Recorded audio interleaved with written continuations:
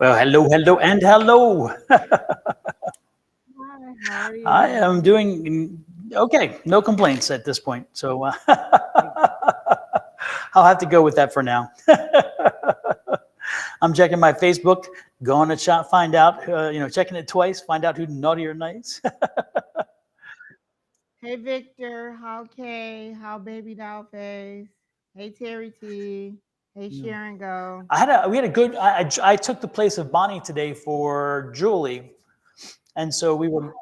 I saw some of it. We were volunteering, so I could only be in and out here and there. So I saw some It of was it. it was a good it was good energy and a good flow. It's interesting too because I picked up on somebody, and then eventually somebody came in who knew the person, so that was kind of nice because that energy was and it was a persistent kind of irritating little energy too. I was kind of getting irritated with it.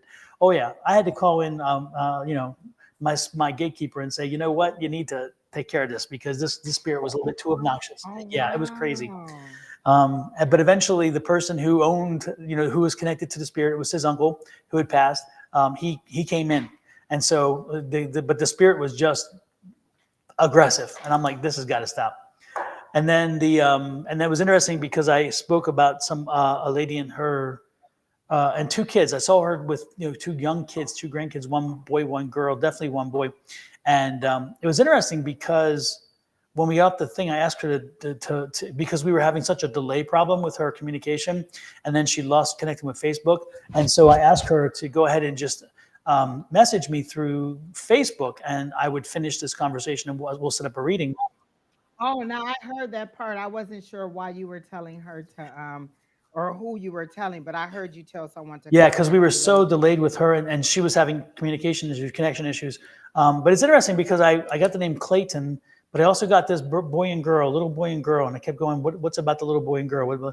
And then she sent me something saying that her daughter lost a set of twins in 2016, a boy and a girl. And yeah, and then I Oh, get is that what she was gonna name no, no, him? no. She later on has this other. She has another grandchild, and the other Oh, grandchild okay. who I kept getting, I picked up Clayton. That's apparently one of her grandsons as well. So I was getting all kinds of strong messages from her for her, but for the kids around her, the grandkids, which I thought was kind of interesting. And she gave me confirmation on the back end, but I still have to do a reading for her. I'm looking forward to it. I got a lot of good energy from her, so that was good. I have a reading waiting for somebody who I do all Uh the huh. time, and I just don't. Am not looking Oh, forward to it. that doesn't sound so promising.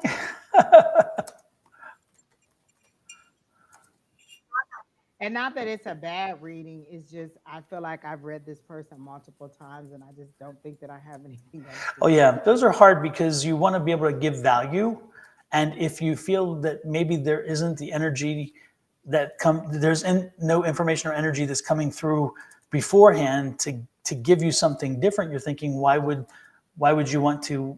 Why would they want to sit through that and waste the time? It's yeah, it's I think that's kind of what I was. I think they just think that every time that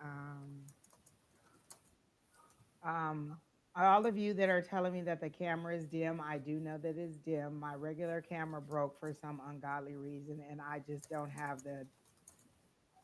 I mean, you don't really have to concentrate on my face. Just listen to what I'm saying. A to the men. That's what you do.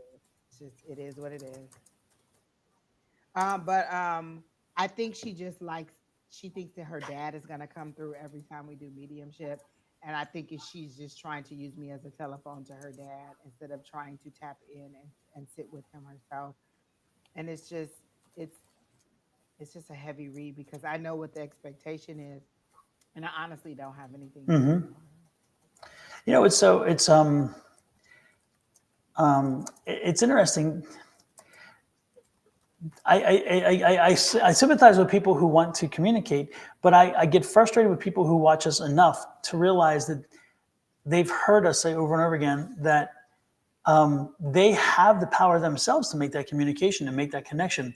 They don't need an interpreter. They don't need an intermediary. They can do it, especially if they've been watching us long enough and hearing us. And it's when I hear that, it's kind of a little bit sad or frustrating that they hear it, but they don't want to exercise it or believe it or use it. Because again, the spirits that are out there, and again, everybody, this is for all of you.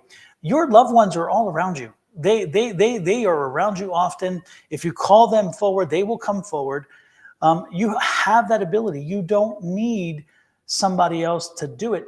But however, you do need to quiet your mind, and you need to learn how to quiet the mind, relax the mind, focus it, so where you can be open to the communication.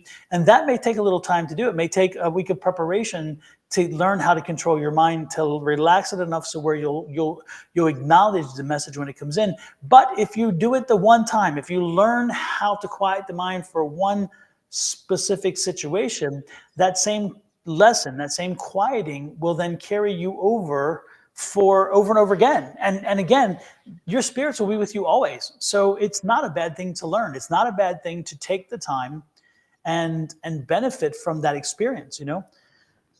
So and it all again, it starts with us. It's kind of like Dorothy Gale and the Wizard of Oz. After all that mess and all that stuff, and Glinda comes up and says, "You had the power all along."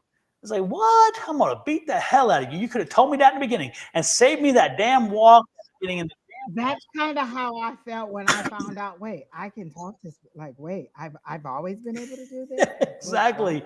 It's like, why didn't anybody share it with you? And see, the thing is, Angie and I and our folks, Y'all been telling me to pray all this time, and I could have just been just. exactly. Well, I mean, as a child, I can remember doing it. I can remember clearly doing like having conversations with imaginary friends or with God or whatever, and just not knowing that that's what I was doing because that's not what they said it was, or that we had the power to do. So it's different. Sorry, playing with my light there. Look, I think I have my stuff. I think I had it hooked up wrong, so I think I have to redo it. I had the plug.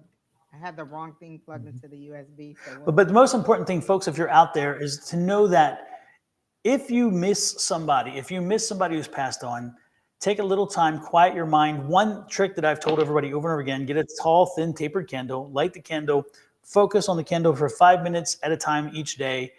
Make sure it's dark, and make sure it's quiet, and then focus. And within the first week and a half, you have learned to control the mind and quiet the mind to the point where now you can hear. When I say quiet the mind, I'm not saying quiet the mind as in don't listen. I'm saying quiet the mind as in don't let the mind race. Because like myself, and I know Angie's the same way, our minds are always working. It's always racing. It's always talking. It's always communicating. And we can't shut it down until we learn to shut it down. And that's what I'm suggesting to you, is that learn to shut the volume down, learn to turn off the thought process for just a little bit. And then when you do, because this is closed, this is opened. And when this is and opened, believe what you're hearing. A lot of times people will hear it, but they won't believe it.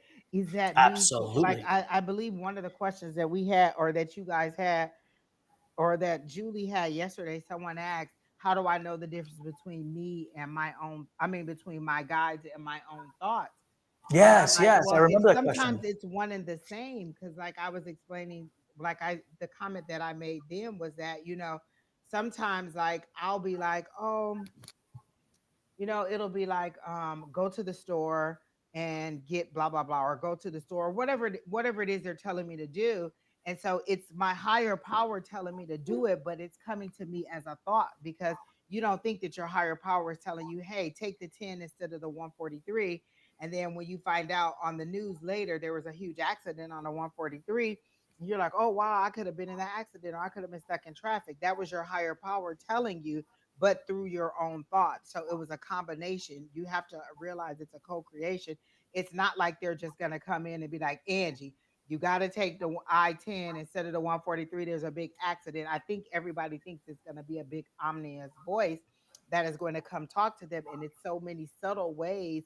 Like I had a friend who was walking and she saw Boston baked beans, the little wrapper on the thing, the little box. Mm-hmm. Her grandmother used to eat Boston baked beans all the time. And that was her grandmother letting her know, because she was going through a tough time, that she was around. But she didn't get it until we got to do the reading. And I said, oh, your grandmother sends you clues and blah, blah, blah, this and that. She's like, oh my gosh. And so then she connected it. But to them, it's just like, oh, coincidence, or just they just kind of throw it out and don't believe that it's anything worth paying attention to. Absolutely, absolutely. And everybody, thanks for popping in. Don't forget to hit that like, share, subscribe, and follow buttons, please. We appreciate that so very much. If you are on my side of the ledger, if you are onto one of my platforms, please cross over and to Angie's platforms and log in and create a subscribe or follow, whichever one you're on. Let me pop up Angie's YouTube thing here so you can easily find it. Go over to Angie's YouTube and make sure you hit the follow, okay? Follow Angie's YouTube. If you are on Angie's side of the ledger and you want to come over and join mine as well, again, come over and click subscribe. And when you do, the good part is you want to be on both because we are not on together all the time. And this way it gives you an opportunity to follow each and to make sure you know and you don't miss any, okay? And the same thing for Shauna. This is Shauna's Natural Divine Goddess. And also, if you want love readings, if you are in a need of a love reading, this is the one. Right here, right here, right here. Call Bonnie. Yes, this is Bonnie, and that's her domain. Is Bonnie, because she's in there. Bonnie, is your power back on? Like on for good? I was like, Tennessee gave you a welcome wagon that was out of control when she got a very unwelcome wagon. No power, gold, everything. Yes, yes, she's been through a lot already, and she just got there. It's like, what the hell? So again, track Bonnie. Bonnie's on Wednesdays. I took her place this morning because again, she's getting settled back in. But Bonnie is on Wednesday mornings, and again, she loves love readings. So make sure if you have a love reading, she is one of the few out there who, well, not one of the few, but she is one of the main ones who loves love readings. So don't hesitate. And again, this is mine, and then this is Angie's. I don't know anybody else who loves to do love readings. No, I don't either. Shauna and Julie and Susan, the rest of them, they're like, nah, we'll leave that. Also, Julie, I was on live today with Julie, and Julie is on with both Scott and with Susan, and then Bonnie. And this is Julie's. So again, if you follow any of us, follow all of us, because we are not always on together. And this way you can check out when somebody pops on. With that said, Angie, let's get started. But before we get started, I want to play a little commercial. Here we go.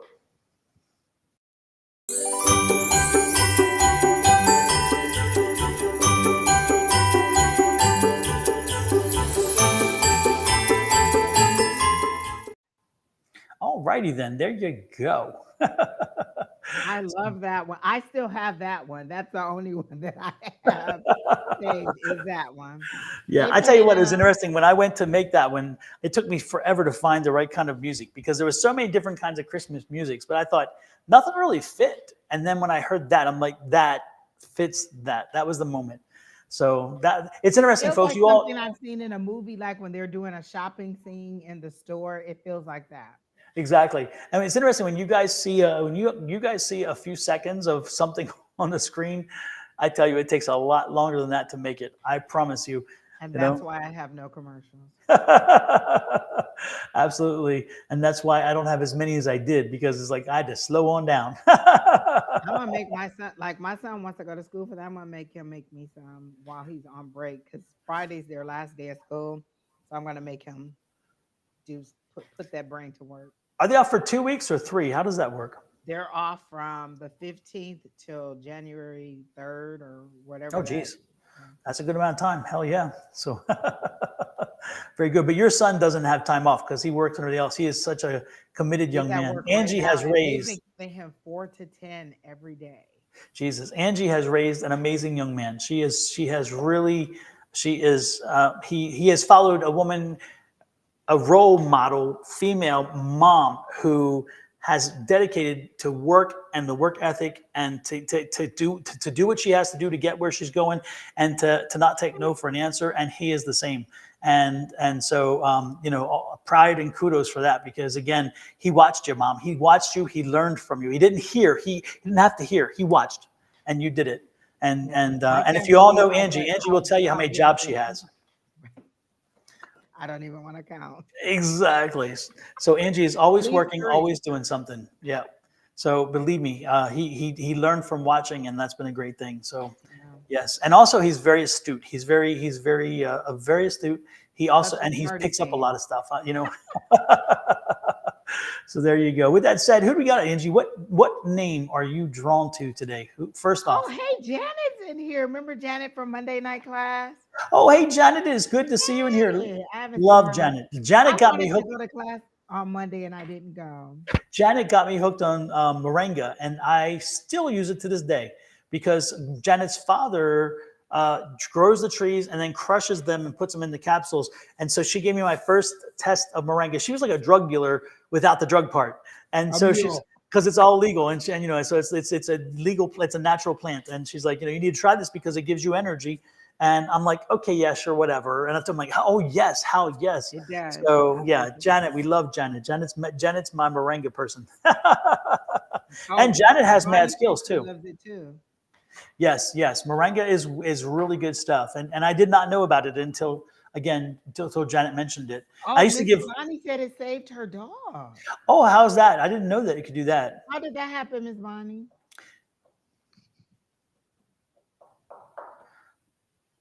Tortoise, while Bonnie answers tortoise, the moringa is a tree. It's called the tree of life. It's been around since way back. I mean, it goes back to the Bible times and beyond.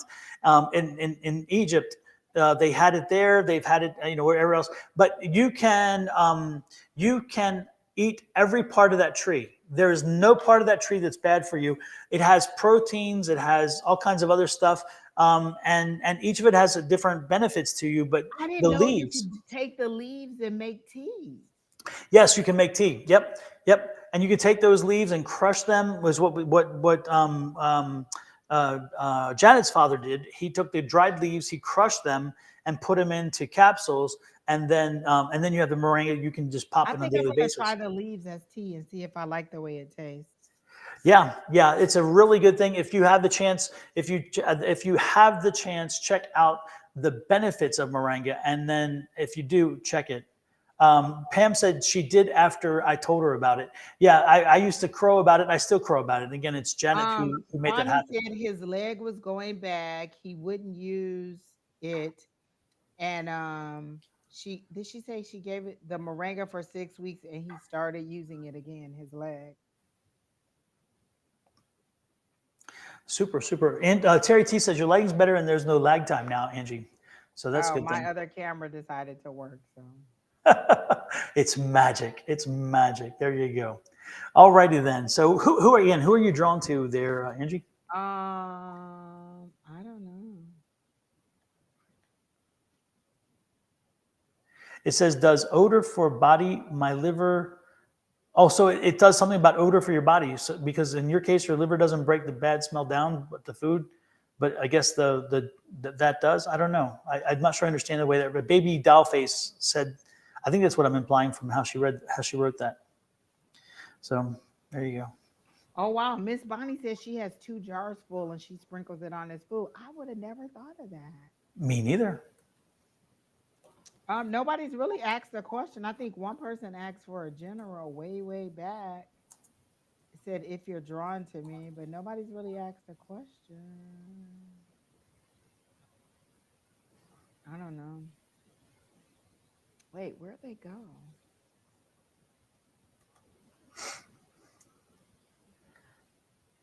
I don't want a lot for Christmas. I don't know. Are you drawn to anybody, Don?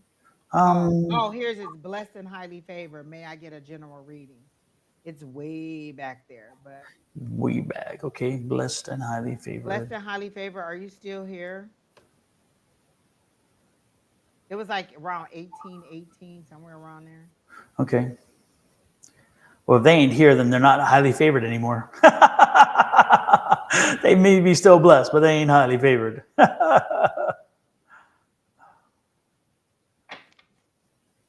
Oh, you don't have to ask a question, but did you ask? Like, if you didn't ask for a reading, I don't want to read you. And if you don't, There we go. I see them. So is she here? Is she or he here? I don't know. Blessed and highly favored, please confirm you are here so you may get a If reading. not, Jackie Moya's there. Terry T, I don't have any plans for New Year's. There's a lady who we travel with. She's planned a New Year's Eve party, but I just don't. I don't really feel like getting out for New Year's at all. And plus, I get sleepy quick. I'll be the person at like 8 o'clock, just dead sleep. Right after they do the at 10 o'clock, right after they do the Michigan thing, I'm dead sleep.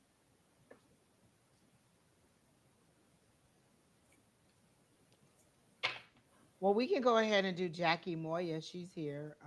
Okay. Blessed and highly favored didn't come back. Alrighty then. What you picking up for Jackie?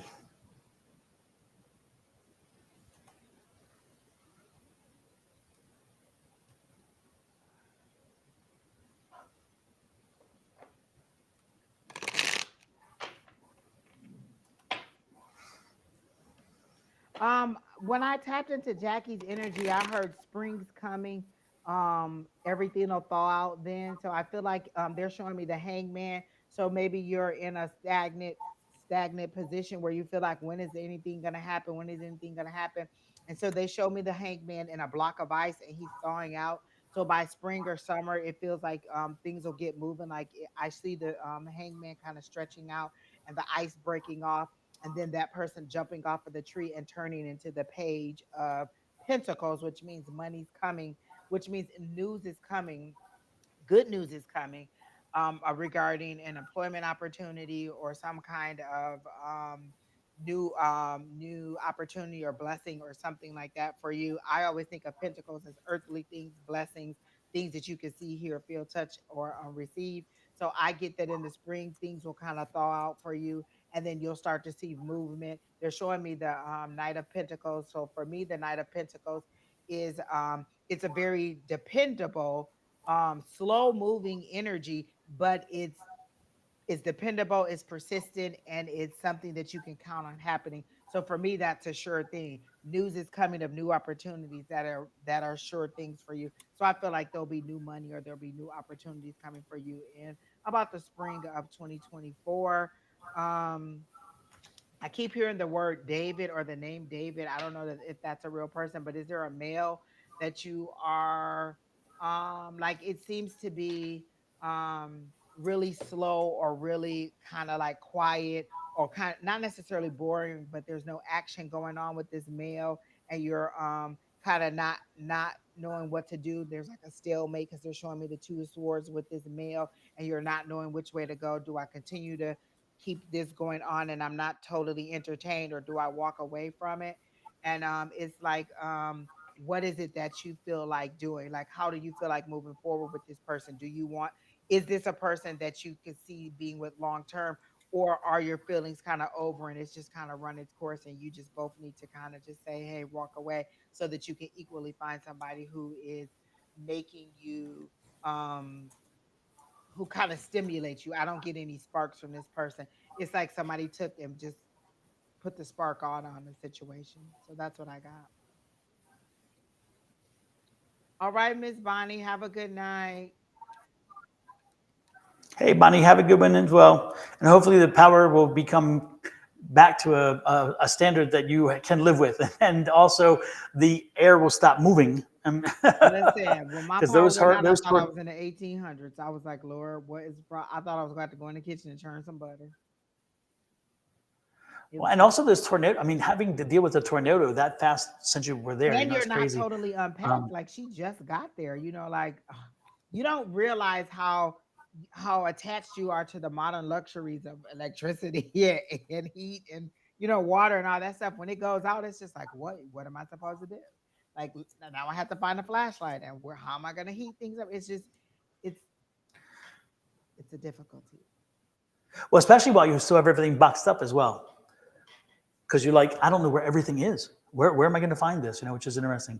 So let's see what I give for Jackie. Hey, by the way, this is moringa, folks. That you can get moringa here. It's like $9. It's on Amazon, 9.88, and it's You can buy 180 the plant pills. too, didn't she say? Or I think you or someone told me that somewhere out near Scottsdale or somewhere out there there was a place or there was a guy or somebody who sold the plant.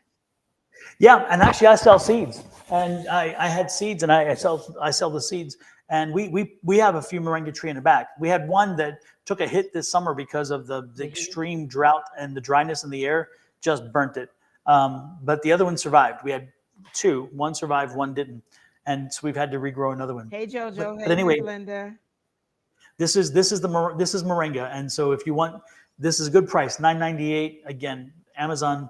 And if you click on it, and you order it, you need to know that I get a little teeny portion, like 12 I cents or something ordered for it. the dragon's blood and the frankincense incense from your link. Oh, thank you. I Yep, I appreciate did. that. Yeah.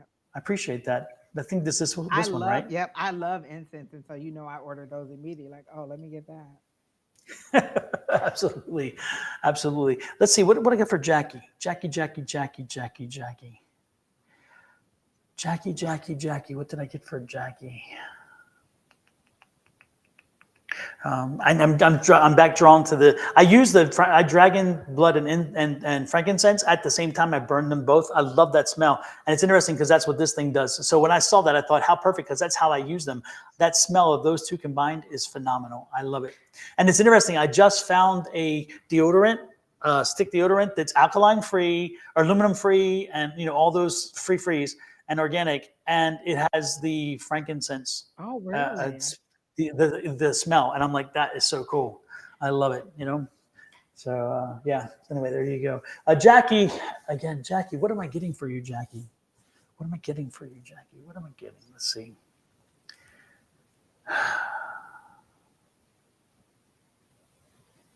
Her energy is very quiet. Like there's nothing going Yes. on. There's no excitement. It's just kind of quiet. She doesn't seem to be overly frustrated, but she seems to be like just in a lull. Like she's not Yeah. really, not necessarily sad and depressed, but just there's no excitement. Jackie, are you not looking forward to Christmas? Are you kind of dreading, maybe? Or you kind of like, are you not a Christmas person? Because again, this is not the energy that I expect for this coming year, and I think that's what Angie was picking up as well. And it just feels so void of excitement, so void of curiosity, maybe as well, which is interesting. Um, she says, "You're so right." Yeah, yeah, yeah. And I'm just kind of curious. But a lot of people in the winter, they kind of go into that hibernation and there's no joy. They're waiting for the spring. Like sometimes people, it's just the seasons that's kind of, suppresses your energy and not necessarily. She says she's not a Christmas person. Yeah, yeah, I felt that because the energy is definitely not that. Yeah. Um,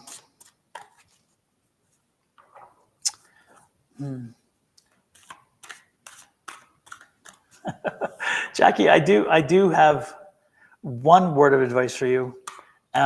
Is it an older brother who is kind of pushy, and he kind of like, I'm getting this older brother energy who, and again, he is, um, he's kind of, he can be obnoxious because he's determined that it's going to be his way or the highway. He's that kind of guy, and I think that of all the things is do you have an older brother? Because again, that's the energy I'm getting an older brother energy who is kind of, again, he likes things his way, and during the holidays when you're not happy about that, and when you're not living up to what he expects of the excitement, I'm feeling like he can be problematic. And so I think I would plan my trips and my time with him on a limited scale and make sure I have escape routes ready, because I'm feeling like this again. It's a brother energy, and it's an older brother, or a brother who thinks he's older, like he's in control or he's the head of the family, that kind of deal.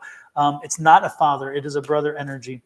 But I'm feeling like that brother energy I'm feeling like you can control it. You can, as long as you have advanced plans on how to handle the situation, to make sure that, because the last thing you want to be do is forced to have a good time, because you're like, damn, you can't force me. I'm sorry, I'm not the kind of person. So be prepared for that. Be prepared for that brother, that one person who he's going to do everything he can to try to get you to have a good time. And like, that's not your job. You're not the good time police. but it's easy to just avoid the situation if possible. So have some outs built into your plans. So where when things get a little crazy and so forth, you do it. Also, Jackie, I feel that the one thing you don't like about parties and about groups, by the way, too, is that you're empathic and you feel when you walk into a situation, you feel a lot of energy hit you, and you haven't learned how to turn it off and how to insulate yourself, and so so you're not even in a comfortable space because unfortunately you're picking up everybody else's energy, and that can be kind of crazy. The sad part is that most empaths pick up the negatives so much more than the positives. So often you're not laughing so much with them, but you're crying with them. It's like, damn, let me pick the laughter, not the tears. But empaths often pick up the tears more than the laughter. And so I would I would go online, look at some ways using the gold Christ light, as Angie and I have talked about, which is either the bubble or a cape or whatever, however you want to visualize it to cover yourself is a good way to do it. But there are many options. I would do that if I were you. I would prepare myself for that for this year, and that's the one thing that's coming up the most, I think, for me. Yeah, So or just try to, like, you can do not necessarily fun things, but enjoyable things alone. Like, I went to the movies by myself to see the new movie that I wanted to go and see.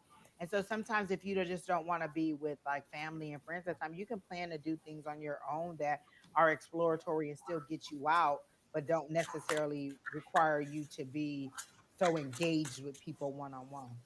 Now, me, I'm trying to go to every Christmas party. I've been texting people like, "Y'all having y'all Christmas party this year? Are we going to your Christmas party?" Nobody's having like a big giant Christmas party like they used to do back in the day. Like, I really want to get dressed up and go out and and nobody's doing it anymore. yeah, we kind of spent ours in October. So last thing we're doing is having another big party. Um, is it Sethina or said Athena? Who Sethina? Yes, we do still have the Tuesday night classes through the Zoom link. You just have to email Don, advice at Sonoran Mystic Tarot. At is it at gmail.com, Don? Advice at Sonoran Mystic Tarot. And you'll get you'll and he'll send you the link. It's Tuesdays at 6 p.m. Mountain Standard Time. So yes, we are still doing the Tuesday night classes. And then I think it was Terry T said that he's tired of seeing couples. Terry T, I don't want to hear nothing because there's somebody at work who you like, who you think likes you, and you won't even approach them. And as an adult, I think you should be able to just walk up to them and say, "Hey, how are you doing? Would you like to grab tea?" So if you don't have love, it's because you're not pursuing it and you don't have the courage to step out and just speak to somebody and have love. I think that you could have love. You're just not pursuing it. So don't be mad at the people that are having love. Just go ahead and be like, "Look, sir, let's go and have tea or coffee," or just bump into that person.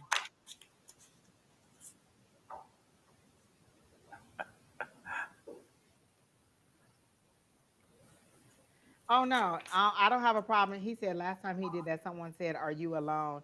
And they said, "Oh," and it made him have pity. Whatever, because you never know what their relationship is like. Anyway, they could be with somebody they cannot stand. Like, I've seen both sides of a relationship.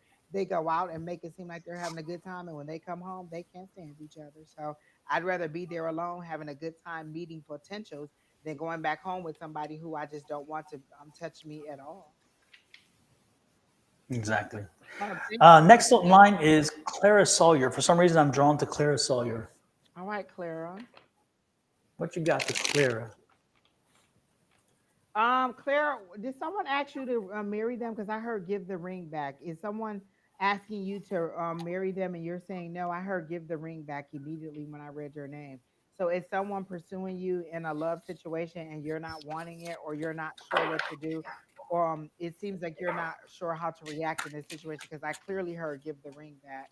And then I got the full card. But that's a new start. So maybe if you give the ring back, that'll give you a new start, and that'll give you an opportunity to meet somebody else. I got the will. Oh, and I got the Eight of Swords, like you're feeling tied up and bound in a relationship or situation that you don't want to be in. If it's not a ring that you need to give back, then it's, you said you've been married for 8 years. I heard give the ring back. So if it's not that, I was just gonna say, is there like a promotion or something that I clearly heard give the ring back. Um, that's clearly what I heard when I read your name. So are you? But there's a situation that you're feeling stuck and stagnant in, like you don't, like you're feeling trapped or in a mental imprisonment, or like because swords are thoughts and it's your logic, and you're just feeling bound in this situation and you don't know what to do. I do get the Wheel of Fortune is coming in your favor, and I also get the Fool card, which is a new start.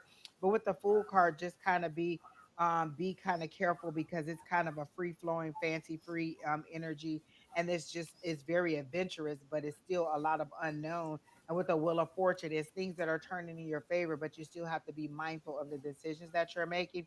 So maybe there was an opportunity presented to you at work, and you're not sure whether you should take it or not, or whether you took a position at work and you're not sure if you should keep it. But I clearly heard give the ring back.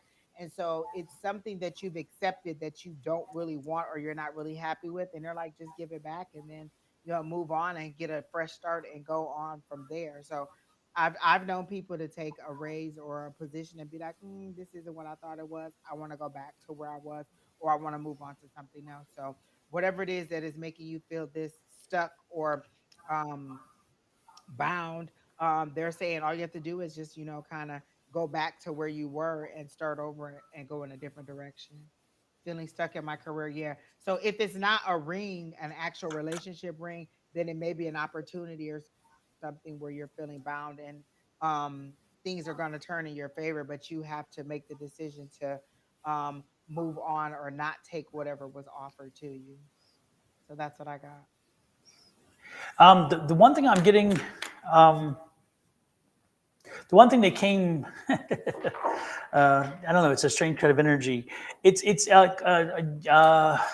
Claire, your oldest son is at an awkward age, okay, and he's going through some things because he wants to be grown and he's not yet. Of course, we both know that. We all know that. And he's at that age. And so I think sometimes he does things or he says things that that when you receive them, they're received in a way that you feel hurt or you feel attacked or something, and that is, and know that that's not his intention. So don't take. I'm getting the feeling like you sometimes take the things that come at you a little too personally, and that's really not his intent. He's just in that in between phase where he is trying to spread his wings and try to feel a little more, of growing into his age and not knowing what that is. And at the same time, his vocabulary isn't the best when it comes to having to verbally protect himself or to express himself. And so sometimes the words he uses are probably not the most articulate. They don't fit the situation the best, and they cut a little deep.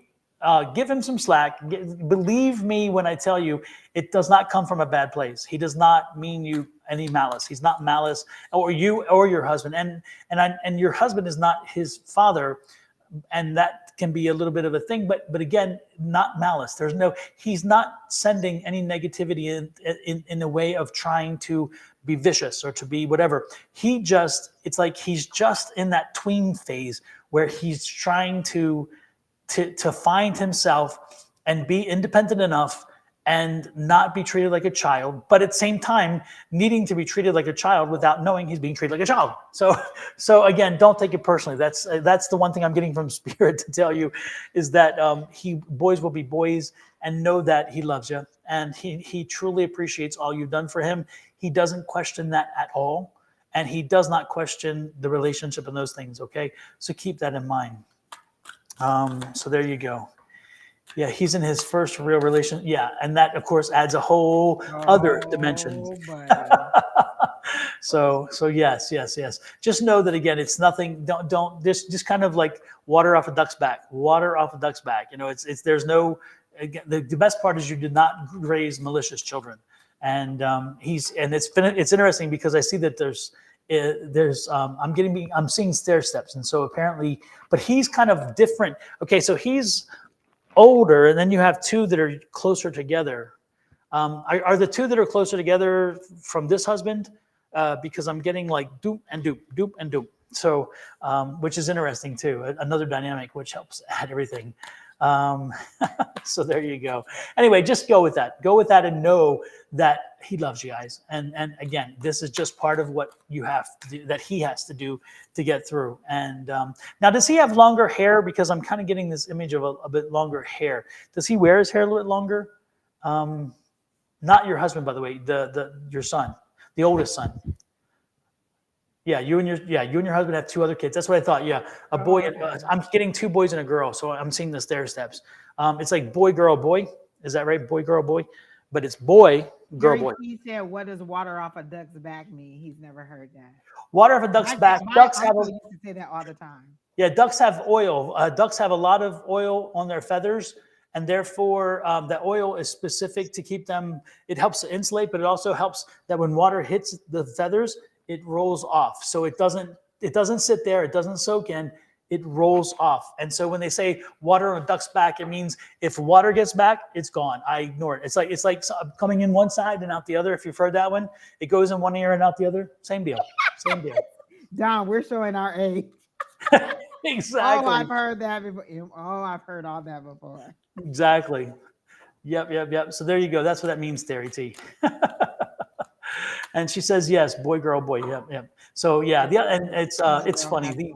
This time of year, again, this is a very emotional time of year for a lot of people because expectations and everything else. And so he's in a relationship again. Give him some space. Adolescent where you're trying to figure out who you are, and then you don't really quite know, and then you add a relationship in there. Look, relationships are hard as an adult, so as a 16-year-old, it's got to be kind of like, ugh. And then you're testing your boundaries with your parents. It's a lot going on. Hey, Alexa Ann, and thank you for the compliment. Absolutely. And also being what is a man, and how do I measure up? Oh And my God. there's all kinds. It's just so many multi-layered situation there. It's a multi-layered situation. So, but again, know that it does not come from malice. Never does. And never will. It's come from. I get an appreciation for her. Like I feel like he feels appreciated, but he doesn't know how to express. Like sometimes he wants a hug, but he doesn't know how to ask for it or what to say because it's that awkward, like mom don't touch me, but mom still love me kind of situation. So maybe just like do his favorite food or something like that, cook something and like show your appreciation in another way. Because I feel like if you hug him, he'll be like, "Get off me, mom! Like, what are you doing?" Exactly. But if you like take him out for his favorite meal, like, "Hey, I know you like blah blah blah. Let's go and have that for dinner, or let's go and do whatever." That's a different sort of appreciation. So you just have to find different ways to to show your appreciation for them. That's not affectionate because they don't want you all touching on them and Exactly. So yeah. Exactly. And hey, it's Shauna's here, Natural Divine Goddess, folks. One of the ladies who I told you was in one of our little captions where you can check and join her Shauna thing. is just partying it up. Every time I see her, they're checking in here, they're checking in there. I'm like, hey, now what's going on? I hear you. And Mama went home. Mama finally went home too. Oh, she did. Okay. Yeah, I saw that on Facebook. Facebook. To Houston. Was it Houston? Who's that? What's that? How was your visit to Texas? Did you go to Houston? San Antonio. San Antonio. Okay. Yeah, San Antonio. It was good. It was very good. It was nice, and I had a chance to spend some time with a friend of mine that I hadn't really spent a lot of time with over 30 years. I think the early 90s is when we were together until New Orleans party, and then this time. And so he's with a wife that I had not met until my party in New Orleans. And so we had a chance to get to know her better and also catch up with him. And it was good. It was wonderful. I remember we drove from Michigan to San Antonio because my brother was graduating or whatever you call it from basic training. That's where he was in San Antonio. That was the longest, most ridiculous drive ever with 2 toddlers. Yes. We know it's interesting. Just in driving across Texas takes forever because that state, people have no idea how big that state is. It really. I felt like we were driving forever. Like I felt like we got to Texas and then we were driving forever through Texas. Like, are we ever going to get there?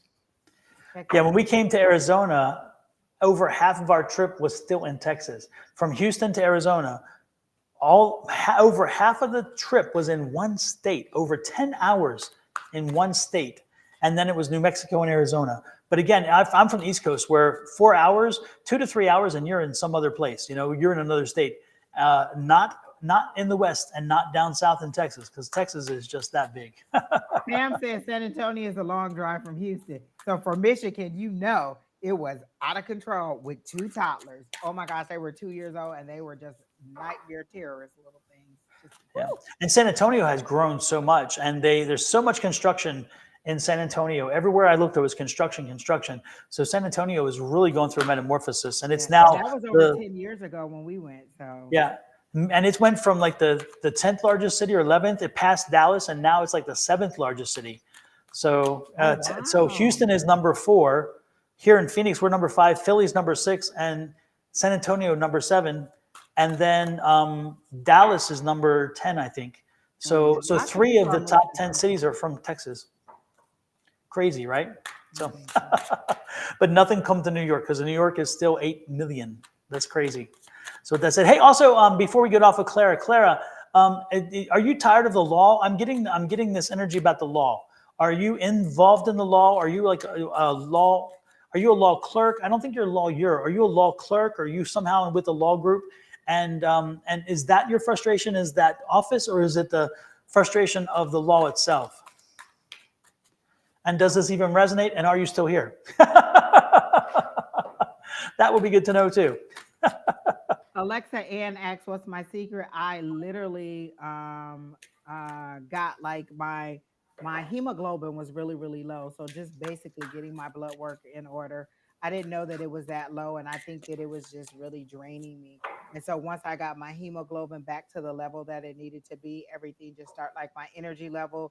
Like I don't drink Red Bull anymore. I don't need coffee. Like I don't like I used to have coffee every morning, so I don't need that. I drink a lot more water because I have to, but they started giving me iron pills, and I think it's just kind of probably the blood just, returning to my to where it's supposed to be.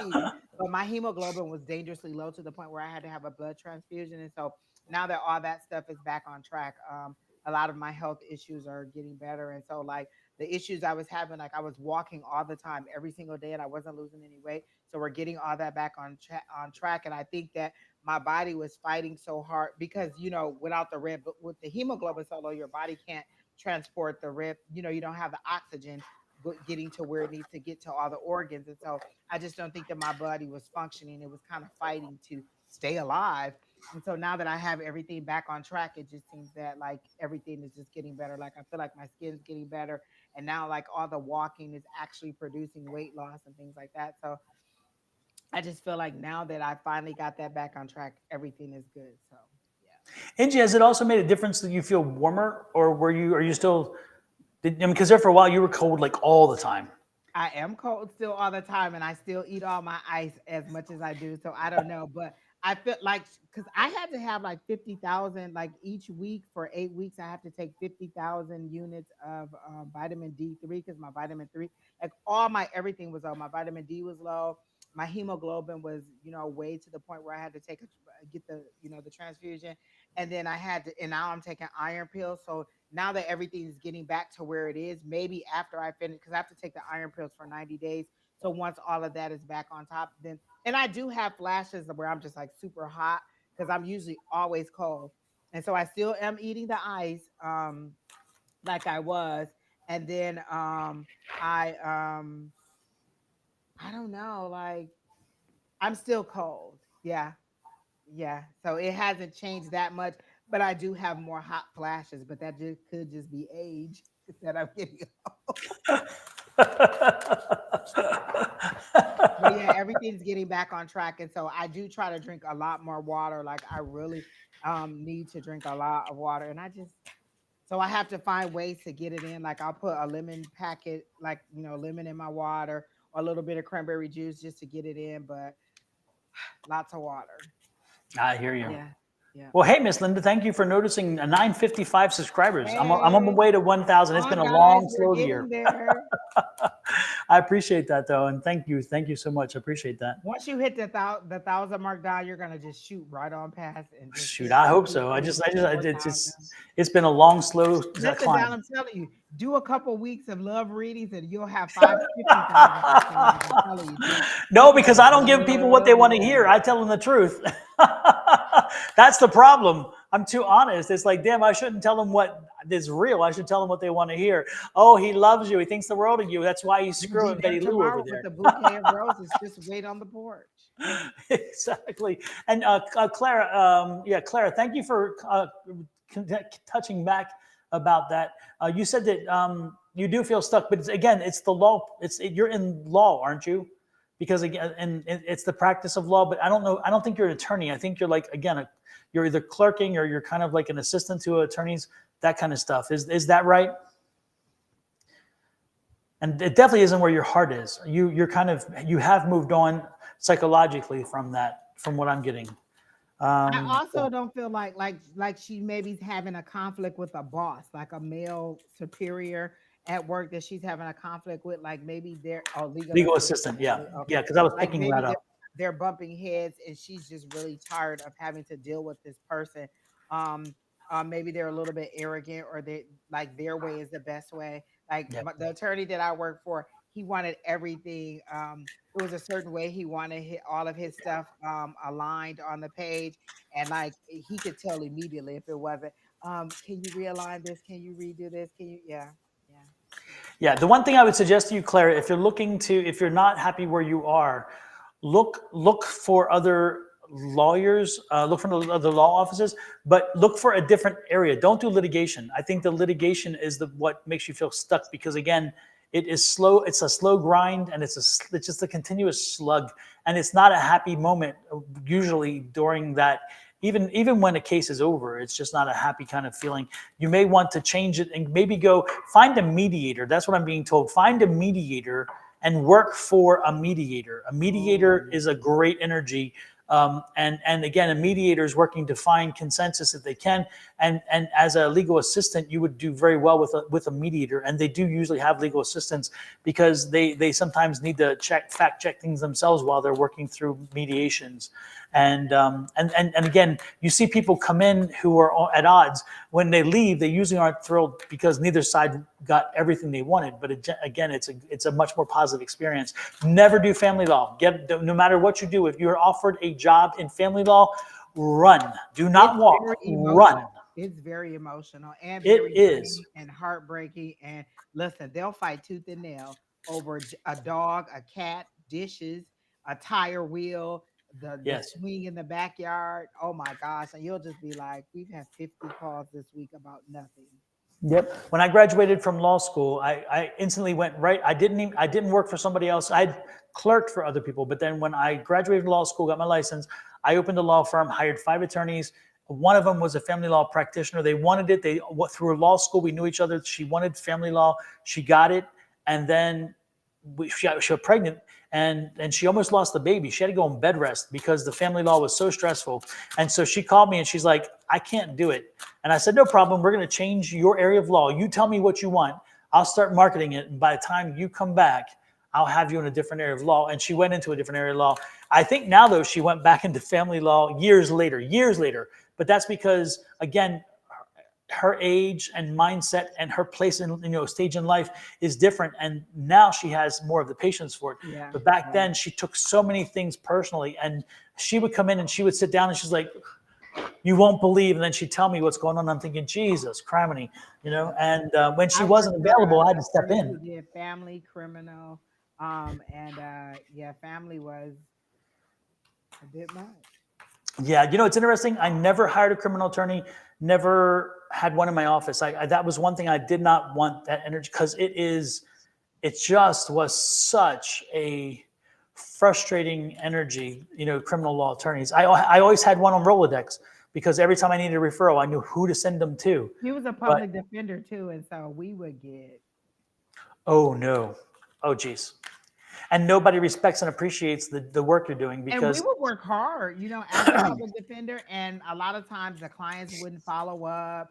Like we were really trying to work hard for them, because he was very zealous when he became, when he was doing it, and he really wanted to help them out, and he would call all these people and try to get all this information, and then come to find out it would be information that they would pay. It would just be a nightmare. But yeah, criminal, yeah. Yeah, it's interesting. I don't know how I got there, but it was the things in my life that I did to get me there. But it's interesting. I lived in Germany.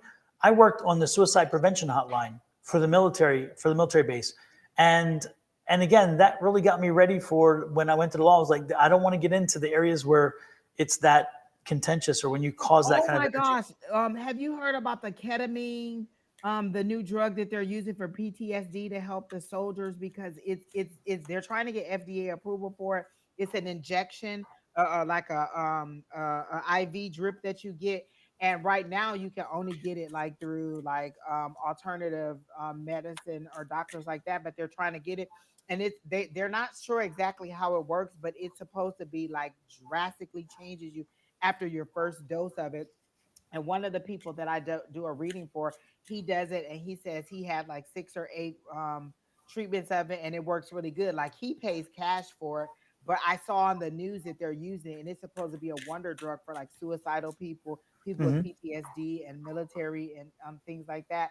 But I heard it is a wonder drug that so anybody who's suffering from that or has any issues with that, just look up the ketamine um, trials that they're doing and the things that they're trying to do. But I heard that it is a wonder drug. Like it, like from your very first treatment, it's totally different. Like everything in you is just totally different. Your energy level, your thinking, everything about you, neurologically just changes and is a more positive outlook on everything.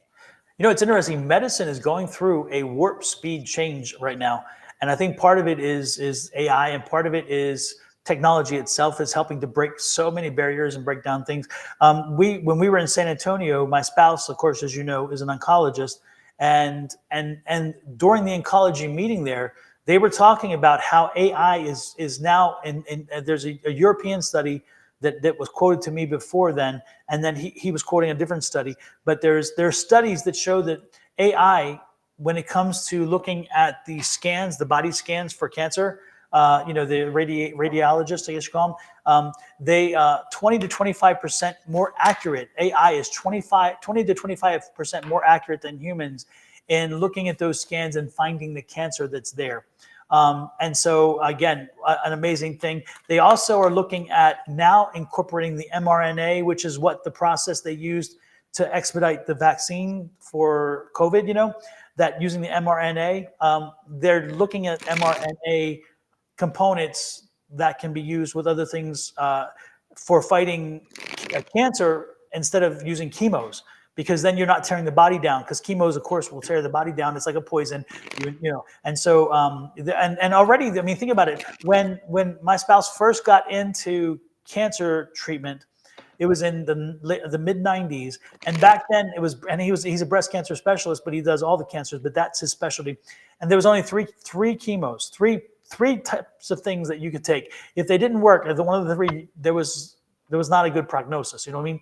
One of them had to work. And now you don't even have to use chemo. You can use estrogen therapy. You can use other therapies. You can do. I mean, it's amazing what you can do. And even with sickle cell, they just have something now where they're now I just doing. saw that on Did you see it? online. Yeah, yeah, Yeah. yeah, I mean, even sickle cell, they're stripping it and they're rebuilding and sending it yeah. back. And it's like, holy crap. I mean, there's such, thank goodness that we're seeing medicine benefit from all Well, this. they even have medicines now that'll dissolve that'll shrink your fibroids that where you don't have to have the surgeries anymore. Because that's the route that my doctor went is they gave me a medication that shrinks it and makes them go away instead of you having to have surgery to have them removed.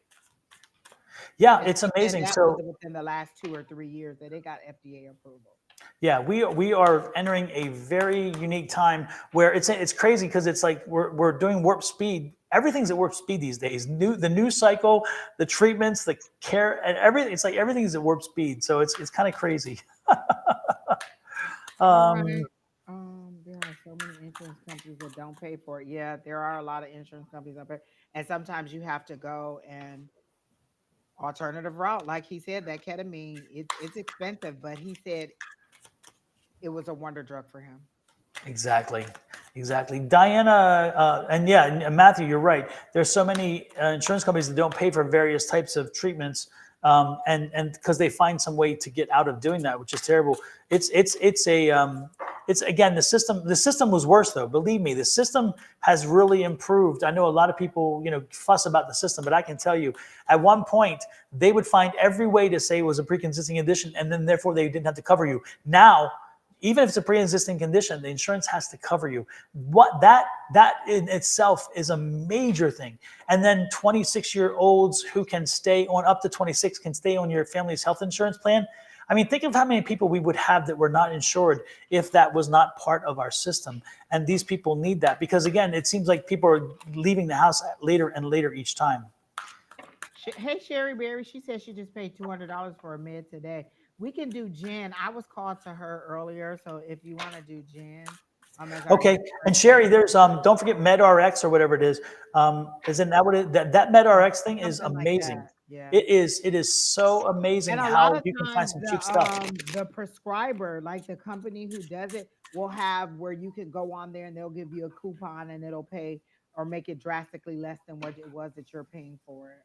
Yep, exactly. Yep, And I used I to know. work for McKesson, and that was one of the things that I did for like cancer treatments for some of the drugs. I can't remember what the drug was, but as long as you allow them to take the information that you're from your treatment, like any kind of side effects or any kind of things that you're doing, they would give you. They used to give them $10,000 Visa cards, and it would pay for their treatment, 10,000 or 25,000, and you could renew it every year for your cancer treatment. But you had to allow them to get the information about how the treatment was working for you.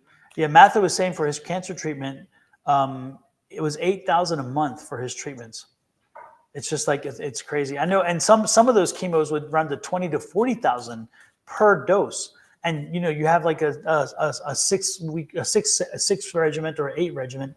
Yeah, it can be daunting. My dad, it's great. My dad and mom, the one thing that she was determined about is that she would carry that supplemental insurance, and she paid dearly for the supplemental. And when he got cancer and he had brain cancer, for the 3 years he fought that, all of their everything was paid. They had no copays, no nothing. The copays would have put them under the house, But because they had chosen to pay a little extra money each month for a supplemental, they wind up really doing well. So yeah, it's crazy. It's crazy. But with that said, we're not a medical show. We don't give medical advice.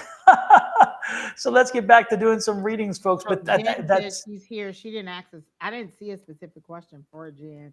I was just drawn to her early on when she was in the chat. who's that? Jen, Jenn. She's Jen. right Jen, are you above still the here? Sherry Berry's text. She says she's here. I'm here. Super. Then Jen is it.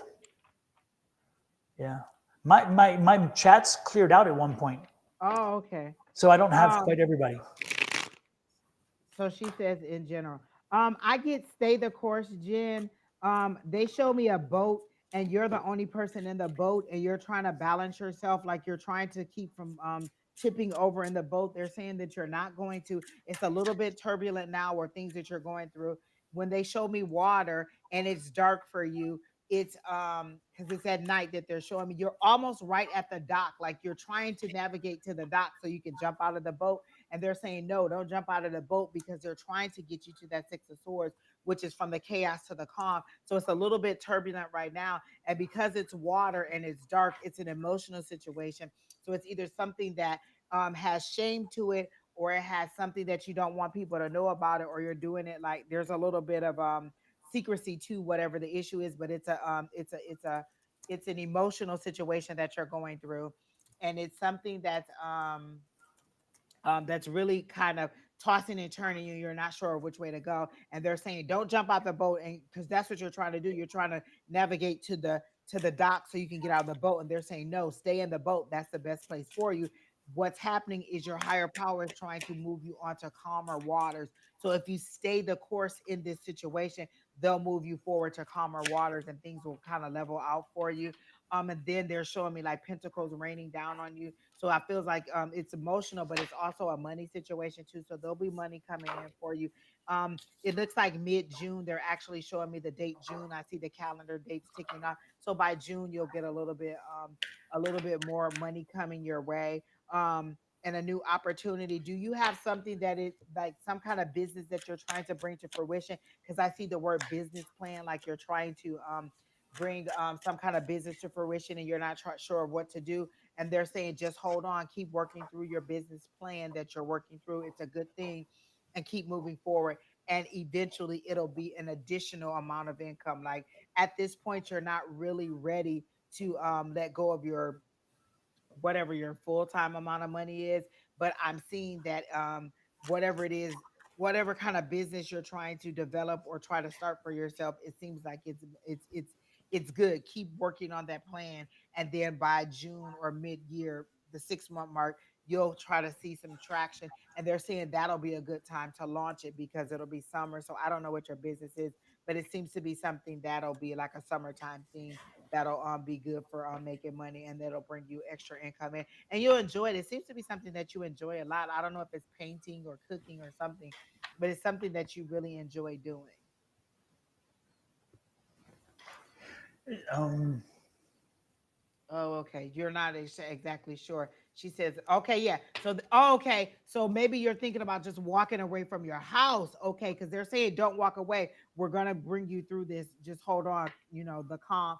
You're going to. So maybe that's what it is. Don't jump out. Don't leave your house and just let it go. Like, I feel like, you're at that point where you're like, you know what? I could just walk away from it and be done with it. And they're saying, no, we're going to bring you through this. Just give us a chance to move through. And I'm getting kind of goosebumps on that. So I'm thinking that that's what it is. So just let that keep going through, and you make candles. Okay, so maybe that'll be it. Like, so they're saying, just keep the course.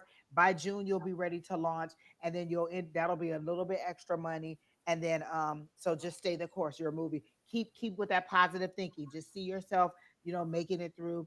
I always just imagine a zero balance on whatever it is that I'm having troubles with.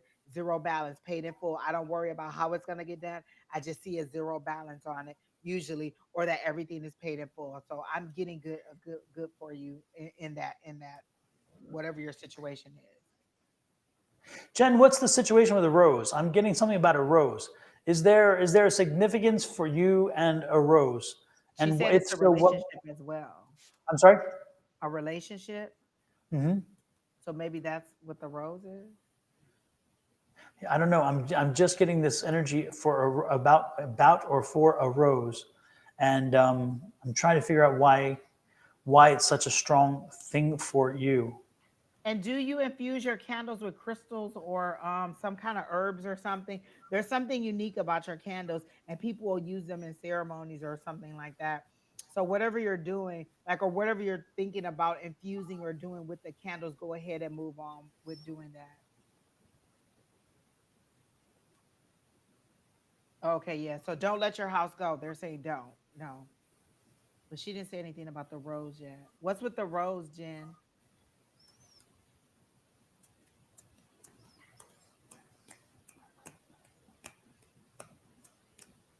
She loves roses. For some reason, I'm seeing a rose and I'm getting this energy about a rose. So let me. Oh, I'll you know what? I just thought of like the Bachelor, like how they give you the rose as you're the chosen one. Because she did say it's something with a relationship. it could be then. Yeah, because I'm getting strong energy around a rose with you, and even it was kind of like even a name of rose. Interesting. Okay. I'll work on that and see what that is trying to bring through to me. But for some reason, that came to me very strongly about a rose. So yeah, but I'm with Angie. Stay with the house. Make sure that you Yeah. focus And on that. definitely move forward with the crystals and the herbs and the things, because I Yep. see the actual herbs in your, like, I see a white candle, like a tall candle, and then I see herbs in there, and then I see maybe crystals sprinkled around or like around the rim. Like you're really doing unique stuff that other people aren't really doing. And you're putting a lot of meaning and intention in it. Like you're really putting love and your intentions in it. And it's just in your marketing. They're saying, just think about how you want to market it and get your business plan together. And then you're also trying to find more economical ways to make the candles, and that information will come to you too. Keep doing your research. All of that information will come to you. And Jen, have you started an Etsy store and an eBay store? Have you put your Kindles up there and have you started selling them there? Because those stores don't cost anything to start, and you can and this is the holiday season, so this will be Oh the my time to gosh, get it up yes. there. And also make videos of you making the candles. I'm Yes. telling you, we're voyeuristic. I'll sit for hours and watch people put furniture together, decorate like all their little Christmas ideas, or cook food or make things. Like we like to see things like that. And so if you put videos out there about how you develop your candles and what your intentions are, sometimes we're drawn to people just like, oh, you know, I like the way that she, you know, I like the organic way that she decided to do whatever. And then now I'm going to buy her candles or whatever like that. So think about that. And then also think about your packaging, about how it's going to, like if you're going to ship, how are you going to ship those candles in that glass? So think about that too. Yeah, no, absolutely, absolutely. But that would be a way to start seeing some revenue come in, and it can, it doesn't cost anything until you sell. When you sell something, then you pay. So give that some thought. If you need some more direction on that, Jen, message me through YouTube or Facebook or whatever, and I can give you some direction on how to get those stores open, because that's it's a very simple process, but it can take a little time and it can be a little She's on confusing. my page, Don. Put your QR code up so she can find your page and then she can message you for Okay, YouTube or Facebook so she can get your QR code because she's on my, looks like she's on my YouTube. okay. Let me get down here to doing it. Oh, Do. she said she did a pop up at a friend's store. Her name was Rosa and passed of cancer last year. Rosa, Rosa, and I'm talking Rose. Just saying, just saying, not. Well, just saying, just saying. Sometimes it takes us a while to walk it through. Yep. Sometimes we have to back into it. All right. So who is next? Who is next? Did I post it? I think I did, didn't I? Oh, there you go. There you go. Yeah, send me a message and I'll give you some steps on how to set that up and get moving forward. You definitely open yourself up to a wider audience, get that market out there, get yourself selling. It's important, And if you want to send us some pictures, send it to us, and we'll put it up there for YouTube. We'll be a mouthpiece for you. So send us some And pictures. get Let a us know website up. what It you're doing. doesn't even have to be fancy. Just Yep. even if it's just to say, hey, email me for your orders if you're not ready to do the click and order thing. But the Etsy store may not be hard either. Don has a lot of knowledge in that too. Oh yeah, and remember, I have there. This is my Etsy store. If you want to go check it out, you'll see it's not complicated. It's not rocket science. You'll see it's very simple, but it sells the products I need, it sells the materials I need, and it gets the word across. So Yeah. again, you're welcome to check that out too. Who's next, Angie? Who's drawing you? There was somebody I saw. Gosh, who was it? While we were talking, and I forgot. Hmm, there was a Jennifer. Jennifer Hartman. She says anything good for me. Hartman Cooper. Have we done that? I feel like we've done that name before. And then there was a Matthew Stanridge too. Okay, so Jennifer Hartman Cooper, are you here? If so, let us know. Jennifer. One day I'm gonna come on here and try to do all love readings and see if my head doesn't explode first. Jennifer. Jennifer, you from like the central part of the U.S. You're on the. Are you from like Tennessee or Kentucky or something like that? I'm getting that energy of the states where again it's like country music and rolling hills and green. Does that resonate with you? Are you from again like Tennessee or Kentucky?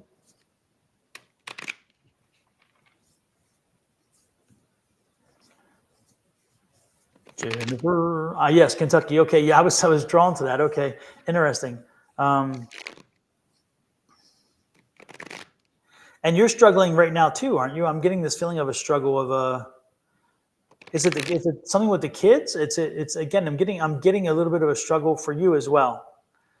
An energy around that. Is it economics or is it family related? Because again, I'm getting struggle.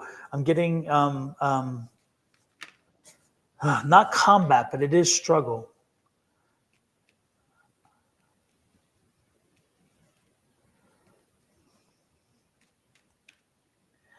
Well, thank you for that, Nafade TJ.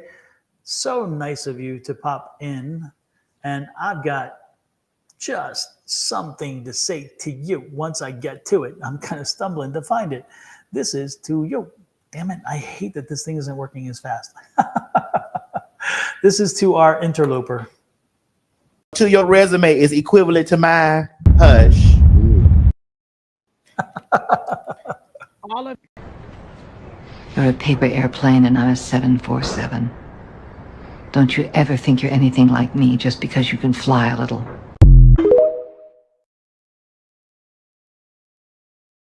now that's my favorite one, the airplane one. Any of you that are being inundated by this person, just go ahead and report them and block them. We are not allowed. We are not associated with them in any way. Please do not. Hey, Exactly, exactly. Alicia, look at you in the Hey, chat. Alicia, nice to see you in. She says, yes, I'm struggling Exactly. with money. She's Yeah, abandoned us in class, and then she wants to come in the chat. exactly. So, with money. Okay. Jennifer, Jennifer, know that February is going to be good for you. February is going to be a big month for you. Get through the holidays. Make sure that you're frugal. Make sure that you're paying attention to your budget. Make sure that you don't do anything outlandish. But again, I'm looking at February as a big month, a good month for you. So go ahead and be prepared for February.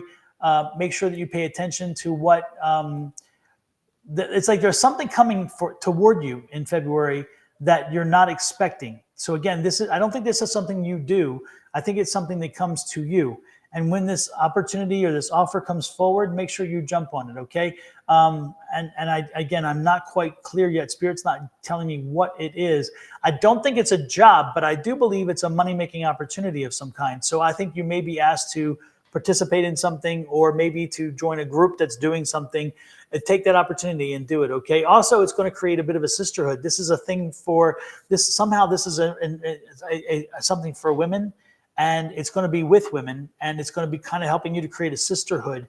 And having that sisterhood around you is also going to be affirming because it's going to help you to lift you up and give you confidence when that confidence isn't quite there. Okay. So again, February, focus on February, work yourself, continue pushing through, continue working through. But February is that breakthrough month for you again. That's what I'm getting. What you got, Angie? I immediately heard nobody does it like you. And then when you were talking about like where state she was from, it made it seem like maybe she cooks and nobody cooks something the way that she does. So there's something unique. So do you cook and do you sell the food that you cook in some kind of way? Because I got the two of wands, which is planning, which is just kind of thinking about how to market this or how to make money from this or how to get this out there, or like maybe people have told you, oh, maybe you should sell your food, or maybe you should sell plates, or maybe you should go into the restaurant business. But I feel like it's something, small that'll kind of get bigger. But right now you're in the planning stages of doing it. And then there's a little bit more information that you need to know. Like you need to learn a little bit more. So you're the person receiving this information or the keys to how to do this. And so with that, it's like some traditional learning. Like maybe you have to go to school for something, or you have to learn something a little bit more about whatever it is that you do. And then right now you're having a little conflict, and that could be the conflict that you're having is like, do you want to move forward with it, or do you want to stay back to where you are? And I'm hearing move forward with it, like it'll be good money for you, or it'll be a change. Like I feel like you need a little bit of excitement or a little bit something different. You're kind of like tired of the routine and the everyday mundane. This will be something different. This will be something that you love to do, because I feel like you infuse your love and joy into either the cooking or whatever it is that you do. And they're saying, keep on planning, it's coming. Like I see you making plans to get it done. And notice that they have that world card in there. And so two is that decision mode. Like, what should I do? Which way should I go? How should I move forward? And then this is just saying you need a little bit more information about it. So this is like traditional institutional learning. So maybe you need to go to school for something, or just get a little bit more information, maybe a seminar, maybe a class, or maybe something that you need to learn, or just a little bit more about it. Maybe the business side of it that you need to learn. And then that conflict that you're having is an internal conflict with yourself. Like you are really trying to wrestle with yourself on how to move forward with this. And they're saying, go ahead, but kind of quiet your mind and push everybody out. They show me you kind of pushing out everybody out and kind of covering your ears. so that you can hear a little bit better from your higher power. So listen to that inner gut feeling and not what everybody else is telling you, what their shoulda, coulda, wouldas, or what their missed hopes and dreams were. This is something that is being given to you based on your desires or what you enjoy doing. And so they're saying move forward with that in that way. And it'll give you a little bit of enjoy and excitement and something, a big change in your life. Like you really need a change or a boom. It's like a big boom that they're showing me, something mind blowing that'll get, and that may be the sisterhood that Don was talking about. Maybe you get with another group of people and maybe you do this and they do that and you kind of put it all together, or maybe it's some kind of bazaar or some kind of festival or something like that where you all present together. But there's something that you need. It's like a big boom and it gives you joy and you're happy and you're celebrating and you're having a good time doing whatever it is that it you decide to move forward on. So I will go ahead and move forward with that for sure. Super. So that's what I got for her. Someone said, "Can you share the link to my YouTube one more time?" Yes, absolutely. Let me do that. Love. Oh, I like that name. Have we read for you before, Tortoise Love? And are you in some kind of did you say media or entertainment? Are you thinking of expanding into doing something else? This Tortoise Love person. I get media, I get entertainment, like music or something like that that you really like doing, and you're trying to find a way to expand it or how to market yourself to help other people out and make it easier for other people to do it. Um, do you build websites or something like that? Oh, you're new here, but I get something in entertainment or media for you. Is that something that you do? Because that's where I'm getting. Like you're trying to go bigger and better. Tortoise Love. It says I'm here for the first time. Um, So what is it that you're trying to do? Are you trying to get into music or producing or something like that? Like I feel like you're in something you're trying to move. Okay, graphic design. I feel like you're trying to move into something else or expand it broader, and you're just not marketing yourself enough, and you're not putting out there how good you are, what you're doing. And do you do a lot of free stuff for people? And maybe you could ask them to do reviews for you, or you could interview them about the process or what the product is that you're doing for you. Like you're not getting enough accolades for the things that you're doing, and I feel like you're doing a lot of free stuff for other people, and you need to like start charging people or marketing yourself. If you do graphic design, you could like do a logo or image. Like do you do logos or images and things like that for other people? I like your little uh I don't know what is the little picture of that you have on there of you. Hey, Karma. No experience so far, no courage.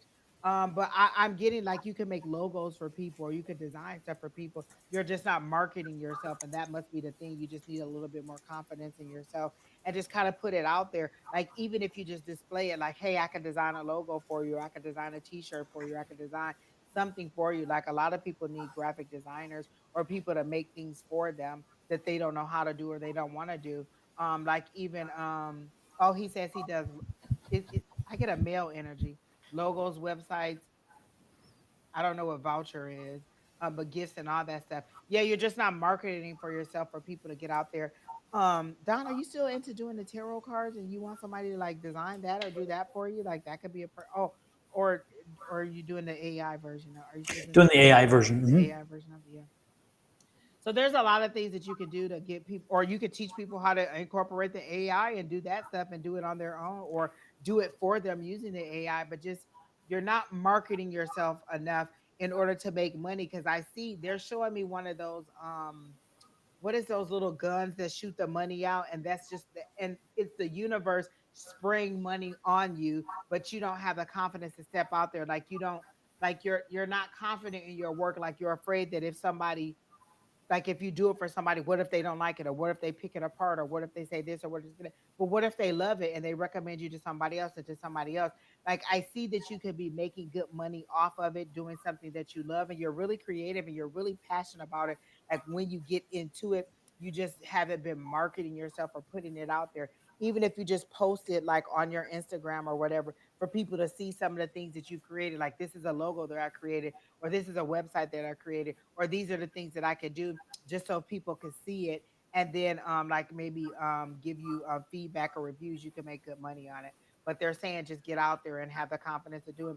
They're showing me like you're at a page status and you need to be trying to get to the king status. Like that's where you need to be. So you need that they're showing me like that Knight of Swords energy where you need to do something and you need to move. You need to get moving um and get that courage to move forward so you can get to that king status, which is where they make those good decisions and they think with their head, not with their heart. And so you're kind of in that page energy where you're still learning and asking questions and you just don't have the confidence to get up to where you need to be. But the that's where the universe or your higher power is trying to move you to that king status.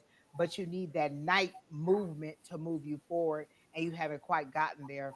And it's just a courage thing. Like just post it and see what kind of reception you get. Oh, you're a girl. Okay. But I can have masculine energy. Okay, yeah. So definitely go ahead and put it out there and let people know what you do. If you have a website, like just let us know and we can go or Instagram or anything where we can go and just check out what you do. But have confidence in what you're doing. I really feel like you really could be good at it and you really could excel and become a lot more known. The word they used was famous. I tried to say known, but they said famous for what you're doing if you just apply yourself and just let people know what you can do. They're basically showing that you're caging your own self in by not doing it. And it's something that you really love to do and you could get paid to do. And then it won't even seem like work because it's what you love to do.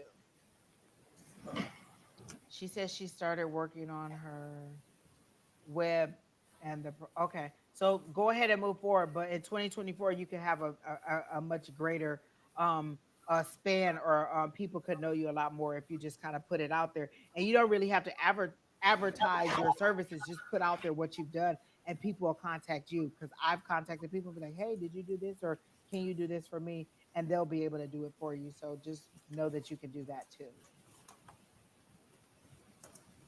So that's all I got for tortoise love.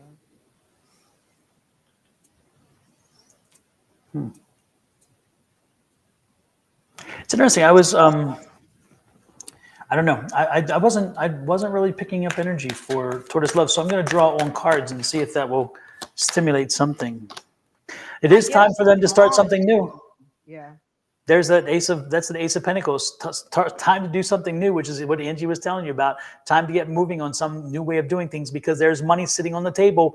Go out and grab it, and you've been wanting that money. Again, this is that Six of Swords. So this is, the end is near. Find it, do it, go after it, which is wonderful. And this is me telling you that you have to make it happen. No one else is going to do it for you. You have to Oh get my moving. gosh, John, that's that. Is that the Knight of The Knight Swords? of Cups. On that cup. Yeah. So the Right. That's what I'm happiness. saying. You need that energy. Yeah. Yep, the happiness is in them, and they've got to make it happen. If they get moving and they get it started rolling, it's going to be okay because it's going to make them happy. And again, it's been a journey. But again, look at this. It's that new energy. So get going I with this. And love look at those this. cards, Don. Yeah, and look Oh at my this is gosh, I the love those cards. Queen of Swords. So again, take control. Don't put it in anybody else's hands. Don't let anybody else do the research for you. Don't let this is you doing it. Get to it. Okay, get it going. I'm just loving these cards. And look at this again, the Justice card. So again, if you put the work out, it will come back to you. Oh, You I put love the that energy out, Justice it'll come card. back. Jeez, oh, Pete. Yeah, these are beautiful cards. I love these cards. Oh my gosh, that is beautiful. Yeah, yeah. And this is the what is this deck? This is the Gilded Tarot deck. That's right. This is the Gilded Tarot deck. Oh So, yeah. yeah, this is the Gilded It's Tarot beautiful. deck. I love this deck. Listen, that Justice card is by itself is a whole deck for me because that is beautiful. That third, I could imagine. Oh my gosh, that is beautiful. Yeah, the other one I love about this deck is that Magician. But look at this, even the Lovers card. This one is so emotive. Look at Oh this. my gosh! Oh, You know, just makes you want to just fall in somebody's arms. Like I I get a know. Fabio vibe. This is a Hallmark moment. Oh my gosh, that is So yeah, this is the beautiful. Gilded Tarot deck, folks. This is a great deck, a lovely deck. So and this is how you get it. So just to point that out. So let's see who next are you drawn to, Angie? Anaya O'Bannon. She's been in the chat for a while. She just said, "Hey, how are you guys?" Or in no in yeah. Miss Anaya, I get a sadness from you, like a kind of like a boredom, like you don't know what to do. I feel like you're in a I don't know if you're a young person, but you have a young energy about you, and you're not sure exactly which way you want to go. Like I feel like there's a whole bunch of roads that you can take before you, and you're not sure what you want to do career wise, like which way you should, how you should move forward. I see healthcare as an option. I see maybe an office job like customer service. I see like an administrative work, and you're not sure exactly which way you want to go. I think healthcare, if you have children, I feel like oh, I said your name right. Oh, I love that. Okay. I feel like you have small children, and healthcare may be a little bit, especially nursing, may be a little bit much for you until they get a little bit bigger, unless you're just going to school and learning that now. But actually working in healthcare, the hours may be a little bit hard for you. But I do feel like you are trying to figure out which route you want to take because you want to make a better life for your family. Like I feel like you've been struggling for a while, and you're like, I'm tired of struggling, because you're showing me that Nine of Wands energy, and you're really trying to break through mentality, like even like kind of family, like break kind of through family, not necessarily family curses, but things like you're trying to be that family member who makes more, who does more, who provides better for her family, and you're kind of stuck and not knowing what to do. So I don't know, like I feel like you have a little girl. Do you have a little girl or two little girls? Or those are all career choices that crossed your mind? Like I really feel like you're really pulled to the healthcare, but it's really going to be a lot of work if you don't have a lot of help with the kids. And so I see a little girl that is really looking up to you. And if you don't have her yet, then are you I no, I see a little girl. Like I feel like you have a little girl. You don't have any kids. I feel like there's a little girl that's really looking up to you too. It could be the inner child you, but I really feel like you're trying to figure out which way to go so that you can move forward. But the healthcare is really, really loud. That's where I get the more pull to the left, is for because I see healthcare. Again, I see administrative, and I see customer service. And I feel like the healthcare will give you a little bit more meaning. You'll be tired at the end of the day, but it'll be from working, and you'll make good money, and it'll give you the kind of money that you can start saving, you can start building. I feel like you want to buy a house, and there's like a lot of long-term goals that you want to make, but you're not sure how to make them. I don't feel like that you're super frivolous with your money, but you are consuming a little bit more than you're bringing in. But look into that healthcare route, or look into ways that you can get in there and work, and still maybe your employer will finance you going to school, or will help you pay for some of the stuff. But I do feel like healthcare is where you're more drawn to, and will give you more opportunities, because there's so many different ways you can go with healthcare. You can even go administrative with that, you can go billing with that, you can go insurance with that. There's so many different ways you can go in healthcare. And so I feel like that's where your biggest opportunity will be, and that'll give you the widest range of ways that you can that you can go, and it'll be the easiest for you to kind of make money from quickly. And healthcare is always needed. Like there is always, so much so little help. Like they're always needing somebody somewhere in healthcare. Bill, like I at my dentist, I've probably been working with my dentist for 3 years, and there's been three different billing people in there. And you have to be really good at it, like the coding and the billing and knowing how to do that. So look into all of those areas, and I think those will be really good for you. But I do see it's just a struggle for you to decide which way to go, and committing to it and deciding. But once you decide which way you're gonna go, it's gonna be blessed. And something, is there a grandmother around you that encourages you, or that you were really close to? Because and I don't know if she's still on this side, or if she's passed on, but there seems to be a grandmother energy, or a really maternal energy that is really pushing you forward, or supports you, that are, or really wants you to that is really rooting for you to move forward. And you just are right now having like a sad time, where you're missing some people, or you're not really sure what to do. There's a big question mark over you as how to move forward. So just decide which way you want to go, and the blessings will come to you. Like your higher power will help you focus in that way. And just ask them, what are my next steps? Okay, I've decided this is what I want to do. What is my next step? How do I get from where I am now to where I am making money, or to where I'm excelling, or where I'm moving forward? Or just what's my next step in the career section, and how to move forward, and you'll get that advice. But again, the first thing you need to do is decide. And then, are you a vision board person? Because they're showing me a vision board, and you don't have to wait till the new year. just put some things up there that you want. If you want a house, put that house up there. And then every time you get ready to spend money, you'll think about, you know what, I'm trying to get this house. Touch that house every day. This is where I'm trying to get to. I want this new car. I want this new whatever, and you'll kind of focus on that.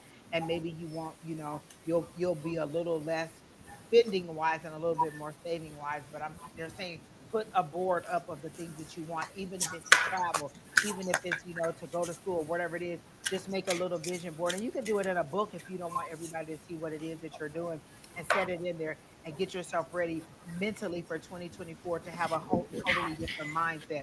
And then do our affirmations. Now, we haven't talked about the affirmation not one time tonight. That affirmation that we do: I believe in infinite abundance, and I am grateful that all my wants and needs are met. So go ahead and think about that. That's a great affirmation. Or come up with something that is really positive for you and say it every morning. Literally, to this day, every morning when I wake up, I say it, and I command that it's going to be a great day. I'm going to get all the information I need to succeed at my task. I'm going to have great meetings with this person. I just command that my day is good. And I repeat this every single morning, even when I'm not in a good mood, even when I'm tired and I don't want to get out of bed. I say this before I look at my phone, before I get out of the bed, before I do anything, just so I can mentally prepare for the day and be ready for whatever it is. I mentally prepared is half of the battle is in itself. Yep. So yes, go ahead and do your she said yes, her grandmother is still living. So she seems to be rooting for you and wanting you to succeed. And then go ahead and do the vision board. It is something positive that'll give you a visual of what goal that you're trying to reach. Even if you have to do one of those little things where you know how they do the little tube, and it says I want to make 5,000, 10,000, 12,000, like whatever your goal is. Make one of those and just put your goal on there. I want to save 500. I want to save 1,000. It'll show you your progress, and you'll just mark it off. Okay, I got to the 100,000. I got to the 500. I got to the 1,000. I got to the 500. And it'll be a visual representation of how you're progressing. Because sometimes we are not mindful of the little things that we do that help us to move forward. And so for you, I think you need some visual representations of the little things that are building into big things. Because again, it's just things that stack on top of each other and get bigger and bigger and bigger. And if you see, oh, you know what, I am saving money, oh, I am making progress, or I am doing this, then you'll be more likely to have a positive outlook on it. Because I don't feel like you have a lot of people around you who are in the same mindset as you. And sometimes you have to be that leader to pull them forward or to just leave them behind. And then they'll try to catch up with you because you're the example. So go ahead and move forward. So that's what I got for you, Miss Anaya. And I just see a whole lot of positive energy around you, a lot of forward. I think there's a lot of wind behind you that's going to be pushing you along. All you have to do is be ready to accept that push and to let it and ride with it. The most important thing is don't resist and don't push back. Make sure that you again just it's like a sailboat. Throw open that sail and let that wind push you. Because I just think there's a whole lot of positive energy coming behind you and pushing you down the road a little bit. Because I think at one point you were kind of stuck, or you were kind of at a point where you were afraid to make a choice, because a lot of folks can do that.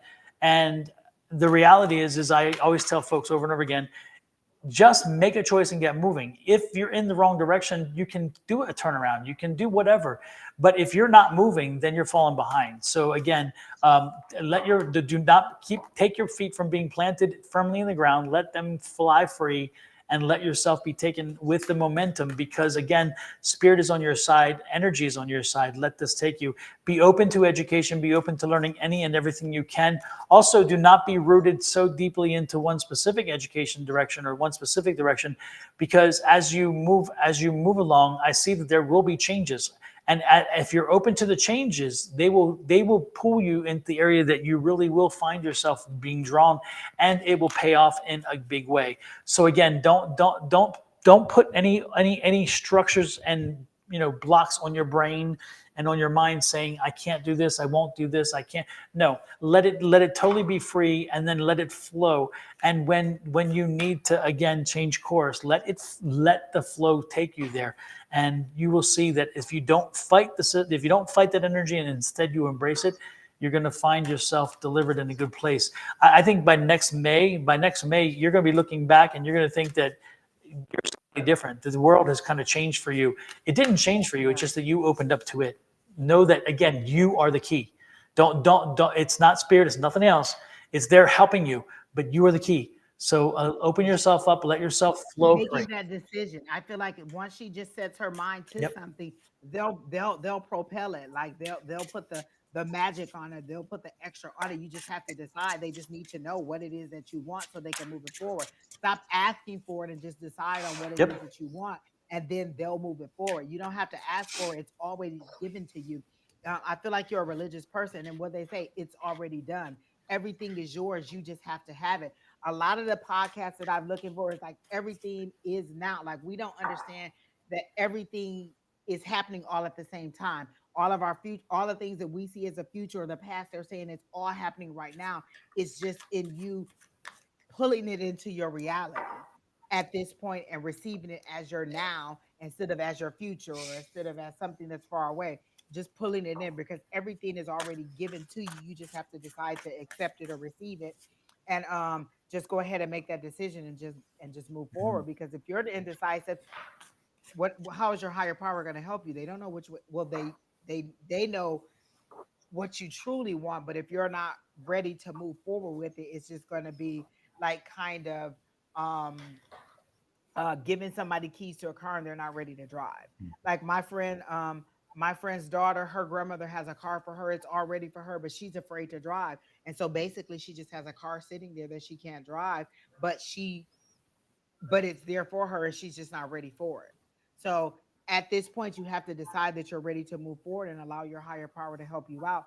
And they will help you out. Just go ahead. And I also feel like you shedding people. Like there's a lot of people that are pulling you down or just not at that mindset level that you are. You're trying to mature, and there's just not a lot of people who are there. And you have to be that person to just move forward and let it go and stay focused on what it is. And I keep getting a little girl. So if you don't have a little girl, do you want a little girl? Because I keep seeing a little girl with you. So maybe you're going to have a little girl in the future.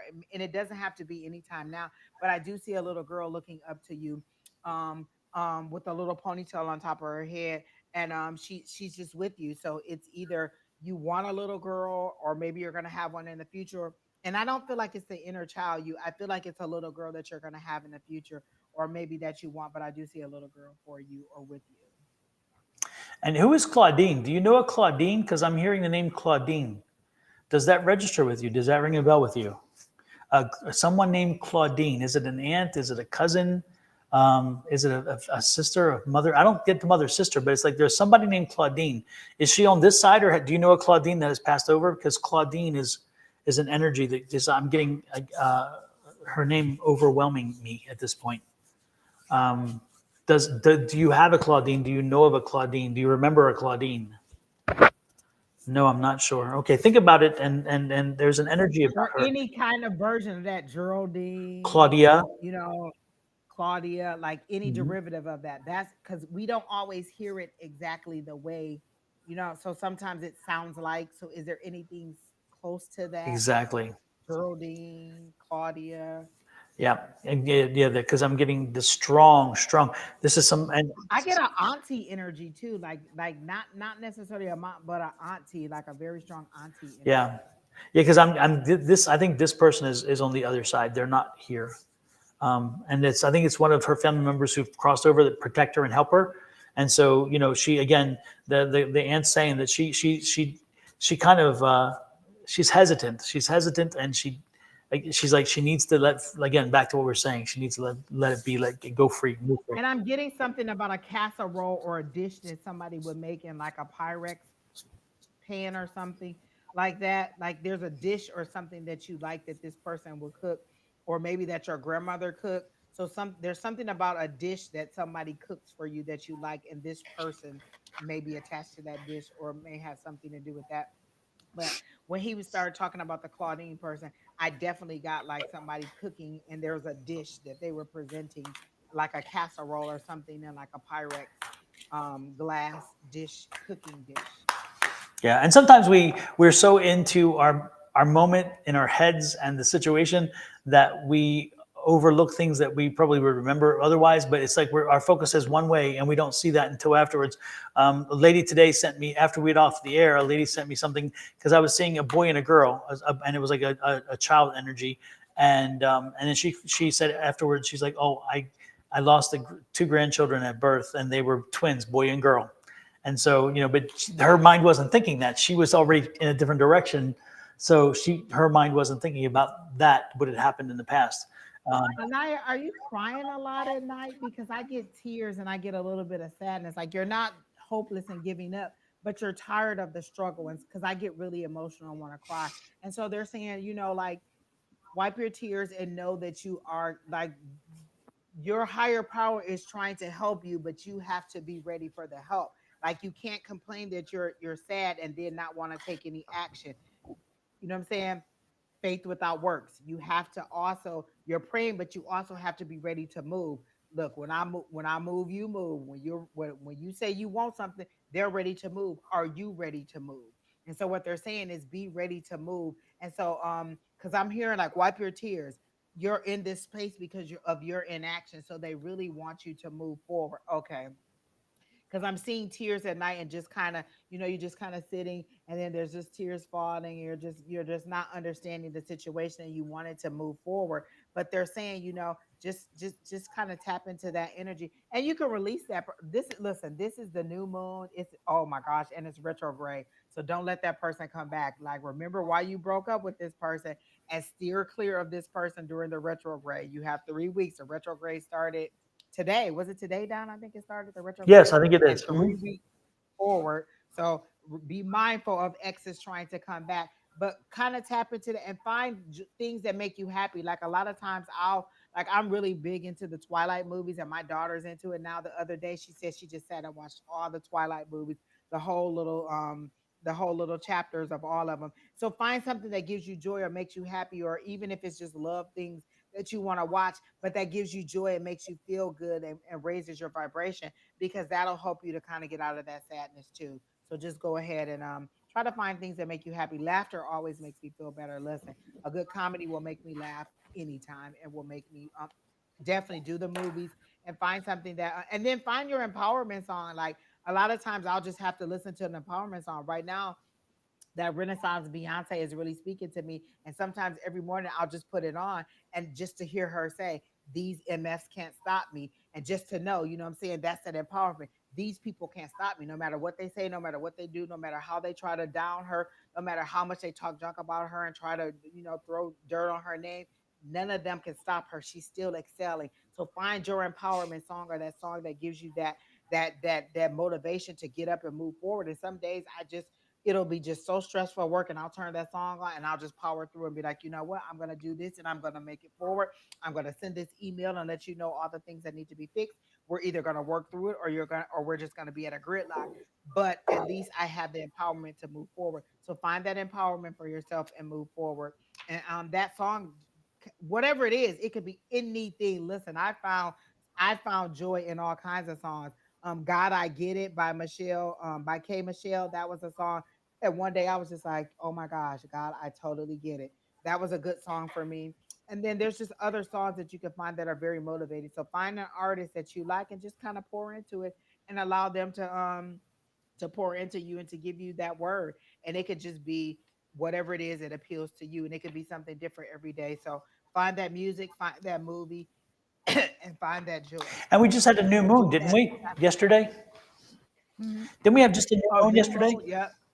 New moon, retrograde, and was that it? Just the new moon and the retrograde? And ain't that enough? Yeah, that is more than enough. I feel like it was something. Oh, the retrograde is more than enough, and it has been kicking my butt. Like my phone, Lord, I had to get a new phone. Then I lost my verify. You know how like when you work virtually, you have to do a two step authentication. I'd set it up last night, then this morning it wouldn't work, so I had to call in again and get it reset up again. My camera wasn't working, so the retrograde is already just fighting me. But listen, we gonna fight back. Yeah, yeah, I hear you. I hear you. And sometimes it ain't fair. They don't play fair. Retrograde doesn't play fair. Rachel McKenty says, what does that mean? What does the retrograde mean? Mercury retrograde is usually when you have a lot of communication issues when those re's come back, you can redo stuff. Old loves come back, old relationships come back, old situations that you didn't resolve come back. And this is just a time to kind of reflect on things and how to move forward or how to end them or how to resolve them. But be mindful of these things coming back during Mercury retrograde. But there's a lot of technology and communication things. You can look up the Mercury retrograde and see what it means. And they tell you how to kind of survive it, but just kind of have that mindset of, I'm just going to take it day by day. When the camera went out today, I was okay with the fuzzy camera. Then all of a sudden it started working again. So now we're back to letting it work. So you just have to kind of take the hits as they come and figure out how to move forward and don't let them totally kill your vibe. Absolutely. Oh, the new moon. Oh, the new moon. You set your intentions for what you want. For me, it's setting the intentions for the things that I want to accomplish by the time the full moon comes or that I just want to move forward with. Just new things that I want to work on. So it's just having that new mindset. It's a new moon. The moon is growing. So you want these things to grow into fruition. So with the full moon, I release, and with the new moon, I set intentions for what I want to come to me or what I want to grow. So with the new moon, you're just setting intentions for what you want to grow. And this is the last new moon of the year. So this is something very good that can walk you right into 2024. So set your intention. Absolutely. Absolutely.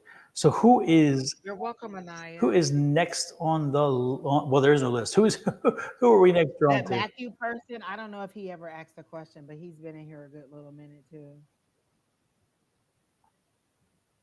He's actually the only person I see. Matt. Oh, and Alexa Ann also asked a question. You said Matthew? Or said, oh, and Ramona. Yeah. Any of those people. Let's do Matthew. Okay.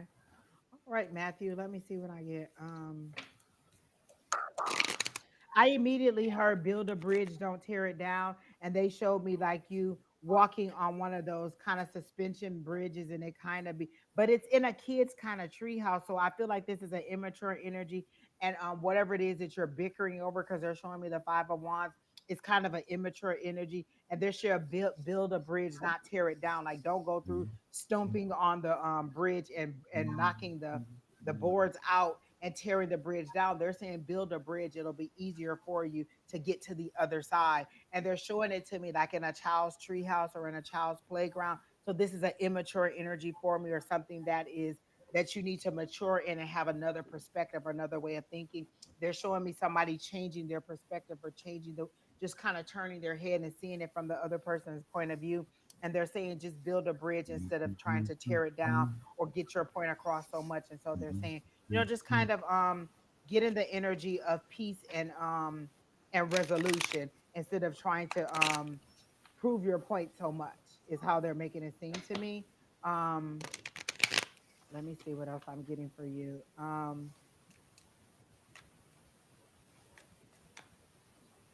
Are you in technology? Because they're showing me like cameras or wires.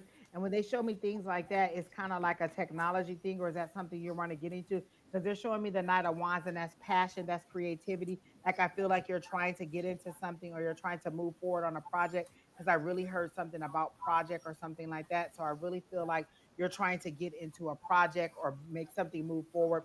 And this is that fast moving energy. And they're saying go with the momentum on it. And it could be related to this building a bridge, but kind of working through it and and getting the momentum of this project. I feel like there's something you're trying to create or you're trying to move forward. And it feels to me like technology or um like they're showing me a camera, so something that has to do with media or technology, and they're saying move forward whatever the project. Are you trying to do a documentary or something like that? Because I feel like I get more of a video kind of thing, or some kind of video, like maybe you're trying to do an online, or you're trying to go live or build your online presence or something, because I get more of a visual presence and that kind of media than a behind the scenes person. So are you trying to get out there and build like a YouTube channel or some kind of presence online? But they're saying move forward with it, and just kind of be a little bit more cooperative in how you move forward with it and with your ideas. But there is passion behind it. There's creative, and they're saying go with that momentum of it. Don't stall the momentum by tearing down the bridge and move forward with it. Um, um, it seems to be a little bit tedious now, but there's a reward in it if you actually move forward. Oh, with TikTok. Okay, definitely. Okay, because I see it. Oh, and look at it. You're working hard on it, but you're not sure. You're kind of stuck at something. And is there somebody you're working with and you're kind of bumping heads with that person? Because I get go with the momentum, keep moving forward on it.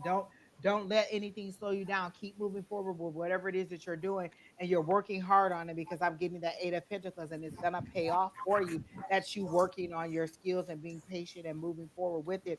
But they're saying don't give up on it and just kind of try to find that middle point with you and this person and say, okay, well, what about this? Okay, I see it your way. Show me how that'll map out if we do it your way. And what if we do this and this and this? And how would it work out if we kind of combine what you want with what I want? But they're saying move forward with it and don't let the momentum go because it's a bit tedious, but it will pay off in the end and it will give you a benefit that you want.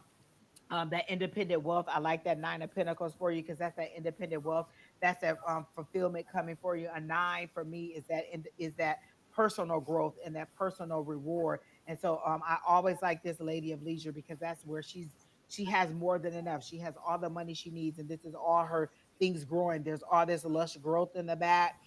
There's that red on her robe for the power. There's the green for the growth and the abundance, and then there's just money everywhere, and there's just growing everywhere, and there's no storm clouds. They just told me to say that there's no storm clouds, there's nothing coming. And look, she's calling this bird in, you know what I'm saying? She's that settled and that focused in what she's doing that she can have this, she can call nature in too. So no, be focused. Your reward is coming, but don't give up. Oh, these are all pentacles. I like that. So you went from an 8 to a 9. Keep moving forward and stay with that momentum. So you're gonna get what it is that you want. Just keep moving forward with it, and again, try to work out whatever your discrepancy is with this person that you're working with. The energy that I'm getting is get back to life. Get back to life. Stop looking backwards. Stop worrying about the past. Stop worrying about things. Get back into life. Live your life to the fullest. Live every minute of every day like it is your last because you've earned it, and therefore don't take advantage of it. Live life again. Get back into life, and let the cards fall where they may. But most importantly, just eat life. Eat it, drink it, live it, drain it of all it can, take all the energy from it that you can, and make sure that, again, when you wake up in the morning, make sure that you give gratitude for three things every morning. That wake up and say, I am grateful I am 6 feet above instead of 6 feet below. I am grateful that I have a roof over my head. I am grateful that I have extra weight because that means I'm eating, You can have other people fuss about, I'm too heavy. Well, damn, that's the negative side. The grateful side is I have food and I have enough. I have enough abundance that I have additional weight because of it. Again, in the first thing every morning, wake up and just make sure that you give grace and be grateful for at least three things. And that starts your day off in such a more positive way. Because again, if you wake up in the morning and you're not feeling quite well, or you're not feeling like this is good energy that day, and you then let that wear on you, and then you walk out that door, and as you touch people in your life and you're not in the best of spirits, you can touch them in the negative way and have this cascading effect. If you give grace, if you say, thank you, I am grateful that I have this and this, then you find something positive in your life, which could start you off in a positive way, and your energy for the entire day will be different. Also, the way in which the energy, a positive vibration energy, is higher vibrational, and it's healthier. It brings your body to a different level. It also brings your mind to a different level. When you have that is the vibrational level of a sad or frustrated mind, or just a not happy mind. And that energy is a very lower energy. And so the higher your vibration, the closer you are to spirit and everything else, because spirit's vibration is very high. And that's like when you see me, sometimes I have the bells and I'll ting the bells to get the vibration up, because that brings me higher to spirit. And so when I feel like I'm not really connecting to spirit the way I should, I make sure I raise my vibrational level. Again, that's what you need to do. Again, it's like Texas hair. The higher your hair, the closer to God. And you know what, Don, about that gratitude? I used to be like, I am grateful. My gratefulness was so angry and so grumpy. Like I finally graduated to a higher level of gratefulness, even in some of the things. Like sometimes I'll wake up and I'll be like, oh my gosh, I got an interview, I got a meeting with such and such. And I said, you know what? I'm grateful that I have a job to log into, that I get to work from home. And so that's three things. I get to work from home, I have a job, and I have somebody that I have to like, that I have to be creative in my communication with them. So it keeps that mind keen. It keeps me to raising ideas. That's three things that I had to be grateful for before I even got out the bed. I'm grateful that I have a job. I'm grateful that I get to work from home. I'm grateful that I have to find alternative ways to deal with this person. I'm grateful, for whatever it is, and just finding gratitude. That my gratefulness used to be so. I did thank the Lord for. I am happy that I have a house, but it was so grumbly and so, angry about it. Like I don't have any more gratitude to give. What do you want me to do? Build a statue to Jesus? Like it was that grumbly. It was grateful, but it was so like, I'm just so tired of being grateful. And so you have to graduate to that more mature gratefulness where even in your strife, like sometimes I'll get to my car, like the other day, my remote wasn't working. I'm like, what the hell? And I had to figure it out. And it finally opened. And I said, you know what? I am grateful for the new vehicle that I am going to receive, because if this car is messing up, that means the universe is already preparing to give me something else, because this has served its purpose, and I'm glad that it had. Now it's time for me to move on to something else, and just finding gratefulness even in the strife that I've had. And like you've always said about an accident, like if I blow out my tire, at least I didn't, crash, or I didn't, veer off the road. I was able to safely move over to the side, and I have money and I have roadside assistance, and just being grateful even in our heartache. And it's hard to find that.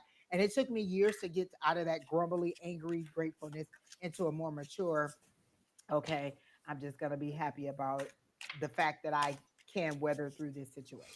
Hey, Matthew, you don't have to wait for a hunting trip.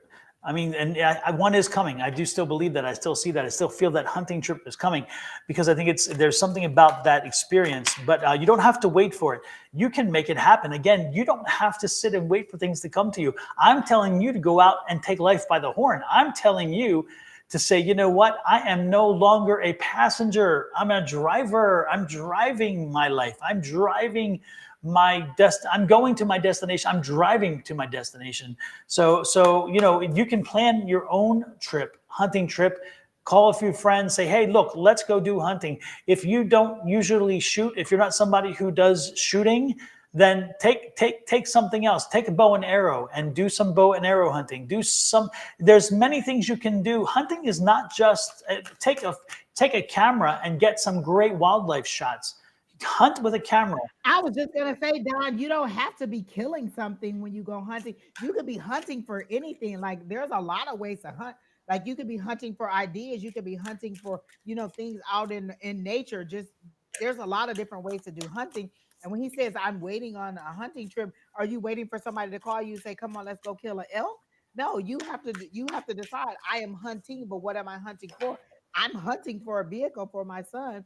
I'm hunting for that for a house. Those are things that you're also hunting for. It doesn't necessarily, don't take it so literally to mean that you have to go out in the wilderness and be hunting for something. You could be hunting for a lot of things. You could be hunting for somebody that you mesh with well to get this project done, for this TikTok thing that you're doing. There's a lot of different ways to hunt. So don't take it so literally and think that there's could be other ways that you can hunt. Yeah, and the thing about the trip that I'd seen for you in the past, because when you mentioned that, it rang a bell in my head. Again, is the communal aspect of the hunt. The hunt itself is not the key to this situation. For that moment, it was more of the communal aspect of being together. And having that camaraderie and knowing that you're part of a group, and a group separate and apart from just a relationship, a love relationship, because we compartmentalize often certain things, and relationships, different types of relationships are compartmentalized. So the things that you would tell your girlfriend are not the things necessarily you tell your buddies. The things you tell your buddies are not necessarily the things you tell your girlfriend. And so that friendship, that Or your boss. exactly, or your boss or other situations. But so what I'm saying is that, again, to create that communal relationship, there's no reason to have to sit and wait. If it's not coming along, maybe make it happen. Maybe you were intended to make it happen. And so again, don't wait. Drive, get behind the steering wheel and drive your life. Okay, drive your life. Do not be a passenger any longer, because you were given an opportunity to understand how precious life is. And so, of all people, you know the value of life, and you know the value of living your life to the fullest. Okay, and relationships. From what you went through and the relationships, understanding how the relationships helped or hindered your not having them could have hindered your treatments and stuff like this. I mean, all that stuff comes into play. So again, you of all people have been touched in a way that totally understands the fact that life is a precious commodity. So there you go. There you go. Can we do Stephanie? Oh, I like the way that she first asked. She said, "May I have a reading?" And I like that. It felt so Mother May I. I like that. But I also got into her energy really quickly, and they show me you with your head. Like I feel like you're being hit. Like you know how you play a game, and every time you get hit, it kind of like um pushes your lives out of you. Like so, say you have 6 lives, and it kind of pushes one of your lives out. I feel like you're being hit over and over again, and it's kind of making fragments of you. Like every time you get hit, I feel like there's 3 or 4 different versions of you, and you're trying to push them all together. Like you really have a lot of confusion going in your head, a lot of chaos going on in your head. I feel like I'm getting a headache as I even get into your energy. There's a lot of chaos and drama going on, or there's a lot of confusion going on. You're not sure what to do. You have a really emotional heavy situation that you're dealing with, and I feel like you're getting hit from different sides. I feel like you're being hit like emotionally, you're being hit financially, and you're just not sure of which way to go and how to do it. They're actually showing me the 2 of Wands, and you're planning, but you're planning from desperation, like the plans that you're making, like I got to do this, I got to do that. And what they want you to do is the plan from here. Like, that they want you to be more mindful of your higher power so they can help you and guide you to make your decisions from a more calm and more tranquil place, because you're making your decisions based on the chaos and the turmoil that you're going through, and you're not really thinking them through, and it's kind of a very emotional decision that you're making, and you need to connect a little bit more. Just have some quiet time. One of the things that I do, and I had very vivid dreams last night. I literally turn on this video, on this playlist, and it's just rain, different kind of rains. It might be cats and dogs that I hear in the rain. It might be rain on a tin roof. It might be thunder. It might be wind, but it's different kinds of rain, and I get different dreams, and I get different downloads and different things that I receive from my higher power. So you need something that kind of just helps you to relax and helps you to be tranquil and kind of gets you out of that left mind and out of the chaos and turmoil that you're going through. You're really going through a lot, and I feel like you're being hit over and over and over again. Every time it hits you, it fragments you and makes you more like, so there, like you see how all her hair is like that, and behind me there's like more, or like it's me and then it's her, and then I feel like there's another you and another you, because every time you get hit, it pushes another life out of you, and you're trying to hold everything together, but you're doing it from the standpoint of desperation and please help me, oh Lord, instead of, you know what, I know what my higher power is. If I just tune in, then I'll get the focus that I need to make the decisions that I need and to get myself out of this situation. Even if you are the person who put yourself in this situation, your higher power is trying to pull you through. Like I literally feel like they're reaching into your chaos and trying to pull you through. But because you're like this, trying to hold yourself together, or trying to, drown out all the noise, they can't put their hands in order to pull you out. And so if you just kind of focus on your higher power versus the situation that you're in or the chaos that you're going through, you'll get the solution. And I keep hearing the money's coming. Don't worry about it. Is there a surgery coming up for you, Miss Stephanie O, that you're going through? Um, I feel like Is there a surgery or something that you're planning for, or that is coming up, or does somebody need a medical procedure or something, and you're worried about the cost of it, or medical bills or something like that? And they're saying, don't worry about it. Everything is going to work out in your favor. You're going to get the money that you need for the procedure or for whatever it is that is going for you, Miss Stephanie. So no medical procedure, but I get something kind of like I don't know, because they showed me surgery. They showed me like a hospital thing. So I don't know if you're in tune with checking your health, or when the last time you went to the doctor. So you may want to just go and check with your medical provider or something like that, because they're really showing me a surgery or something happening where you're needing to go to a medical provider, and it's going to cost a little bit. But they're saying you need to tune into this way and not to all the chaos around you. The money is coming. I don't see a new job. I just see a new way of you handling the money that you got. Like maybe you reallocating your money, or being a little bit more resourceful with the money and cutting down a little bit on your costs. I don't think you're aware of how much money goes out. And so you're not aware that you really do have a little bit, you have more money coming in than you think. And you just need to reorganize your finances a little bit. So I don't see a new job, maybe a promotion or more money, but I don't see a new job or career. I just see a reallocation of the money, and then just different ways or different resources for the money that you have. So that's what I got. Stephanie, who's the fire starter around you? I'm getting the feeling that there's somebody who likes to light the match and then plays innocent of, oh, they stand back and watch it burn, and then they're like surprised that it's burning. There's somebody who's bringing that kind of energy to you, and it is not healthy. And you know who this is. You know the energy I'm talking about. Why is it that you have a difficulty separating yourself from this person? Because this person is not healthy for you. They're not healthy to be in your life. They're not healthy to be in your work environment. And this is, again, a fire starter. This is somebody who you know clearly does this. It's your ex, okay. And is there some reason? Is it like you have kids together that therefore keeps you from having that complete split? Or he just keeps coming back? Because, again, there's something, they need to be out of your life, and as most and best they can.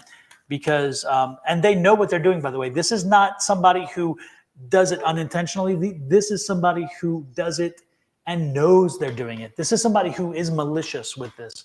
And so it's not one of those innocent. There are people I know who, believe it or not, don't even know they're doing it. They just did it for so long, they don't even know they're stirring the pot. Because, again, it's just natural. But he isn't. He's malicious. And so you need to figure out a way to excise him as best as you can to get him out of your life. He just really is not healthy for you. And it's interesting because it's like when you make steps forward, he kind of pops up and all of a sudden sets you back. Exactly, he sets you back. Yep. And that's why the tips. I don't read reversals, Don, and they told me to keep this in reverse. He's stopping your progress. This is a victory card. This is a chariot. This is fast moving. This is you being in control, and this is you being halted. This person is stopping it, and it's a very immature energy because I got this right here. He's controlling energy. He's blocking your money. And so you are very much. He's blocking you from moving forward. He's stopping your momentum, and he's a very immature energy. Yep, absolutely. So, do yourself a favor and find the ways to get him excised as best you can from your life, and then insulate from things that you can't keep him out of. But at the same time, don't let him. He's not healthy for you. And if you're going to move forward, the last thing. Did she say they had kids together? Is that the reason? I don't know. I was wondering myself if it was the kid, if there's a child or children involved that bind them, because it keeps him in her life, and it's just like. Listen, let me tell you what's the greatest button on my phone: block. I don't get no messages. I don't get nothing. No, Yes. we ain't got to communicate at all. Exactly. No, I totally get it. You have to do what you can. He's not healthy. No children involved. No kids involved. Block him immediately. Yeah. You need to make sure that he is no longer around you, and nor is he having any impact on you at all. He really is that toxic. This is truly toxic. And that little guilt trip that he calls, and he does the little guilt trip stuff. No. That's still not work. That can't work anymore. You're not responsible for him. You did not create his situation. You did not put him in the situation he's in. He put himself there. He did this. and you cannot do not allow him to make you feel in any way responsible for the shit things he's done. Listen, I block so many people. My phone automatically put everybody in spam. Is this spam, Angie? I'll be like, no, this is a real person. I block it. Look, I ain't got time for it. I block everybody. Verizon be like, here's another one. Exactly. But Stephanie, you're on the right track. So keep moving forward. But again, make sure that this person helps you. Make sure that you do what you can to help keep this person away from you. Therefore, moving forward in a very positive way. Otherwise, it's just not. It's not good. It's not good at all. It's gonna keep preventing you from moving forward because you're a very giving, caring person. And when this person calls upon you, I feel like they present a need. You think you're helping them out, and then they turn it on you and make it seem like you're the bad person for not wanting to help them out or for not doing it the way that they want or for just whatever. They know the exact thing to push your buttons and make you feel low. So if you're at a real high, oh, let me see how I can make this person at a real low. Again, what I'm hearing is stop telling your business too. Stop telling everybody everything that you're going to do. If you're going to make plans, you don't have to tell anybody, just do it. If you're going to go on a trip, just go. Nobody has to know that you're going on a trip, just go. One or two certain people need to know. Like there's a very short list of people. I say, hey, I'm going here just for safety reasons so they know where I am or what I'm doing. But you don't have to let everybody know every step that you're going to make. Move in silence. And this person, once they see that you're disconnecting from them completely and they have no access to you, they'll move on or they'll at least fade to the background. Again, what you also can do, put their name on a bay leaf and set that bad boy on fire. Absolutely. Release from them. Put their name on a bay leaf. You have to use it with a marker. Just go to the store and buy some bay leaves. Set it on fire with the intention of breaking this bond. Yep. And when it's done, take those ashes and give them back to the earth and let the universe have get rid of them. That's a very easy way. You could just bat like I break this bond. You could say it. You could like there's all different ways you can get rid of people. You could put their name on a piece of paper and put their name in a freezer. That's a freezing thing that gets them away from it and has them to leave you alone. So there's all different kind of ways if you're really ready to truly shed this Yep. person to get rid of them and get them from moving from keeping you from moving forward because again your chariot is upside down and a chariot is a victory and if yours is in reverse that means that you're not moving forward. This person is halting your progress and keeping you from moving forward because it's a very immature energy. If you really want it done, there's lots of ways you can do it to get rid of these people and just be done with it. Yeah, another thing that I was taught by somebody who is from Suriname, what they do, what they believe, is you get 3 eggs, you write his name on all 3 eggs, you keep them for 7 days, you keep the eggs for 7 days, and then you go to an intersection, a north, south, east, west intersection. You drive through the intersection, headed north, and you throw the eggs one at a time out the window as you go through the intersection, headed north. Not east, not west, not south, north. Again, 3 eggs, name on, 7 days, not in the fridge, keep them out, 7 days, and then go to an intersection that's north, south, east, west. Go drive north through the intersection and toss the eggs one at a time out. And I remember when you first told me about that, Don, and I think it worked for the person you said that did it. I thought that was the neatest thing ever. Yes. And I know people who've used it and it worked. And don't drive back through the Do not drive back through the intersection. No.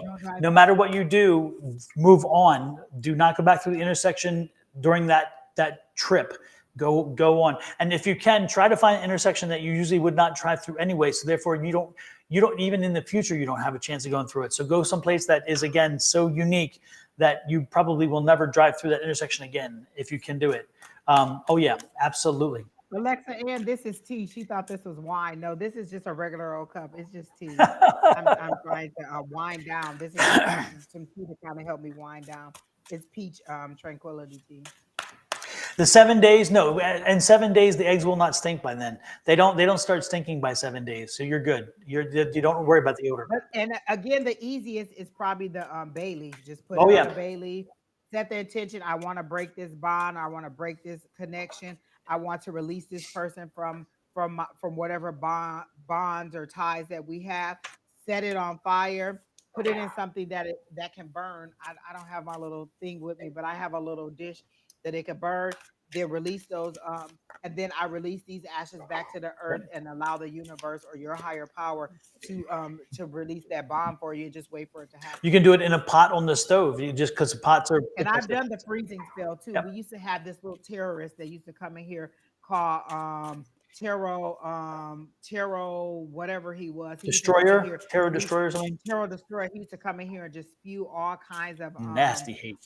religious things on here and how we were an abomination. I put that bad boy, his name on a piece of paper, and I folded that piece of paper that way. So like if you have a piece of paper and you write their name on it, and then you fold it away from you, and I put that little piece of paper in a plastic bag, in a Ziploc bag, and put it in the freezer, and he's still in the freezer, and he has not been back in our chat anymore.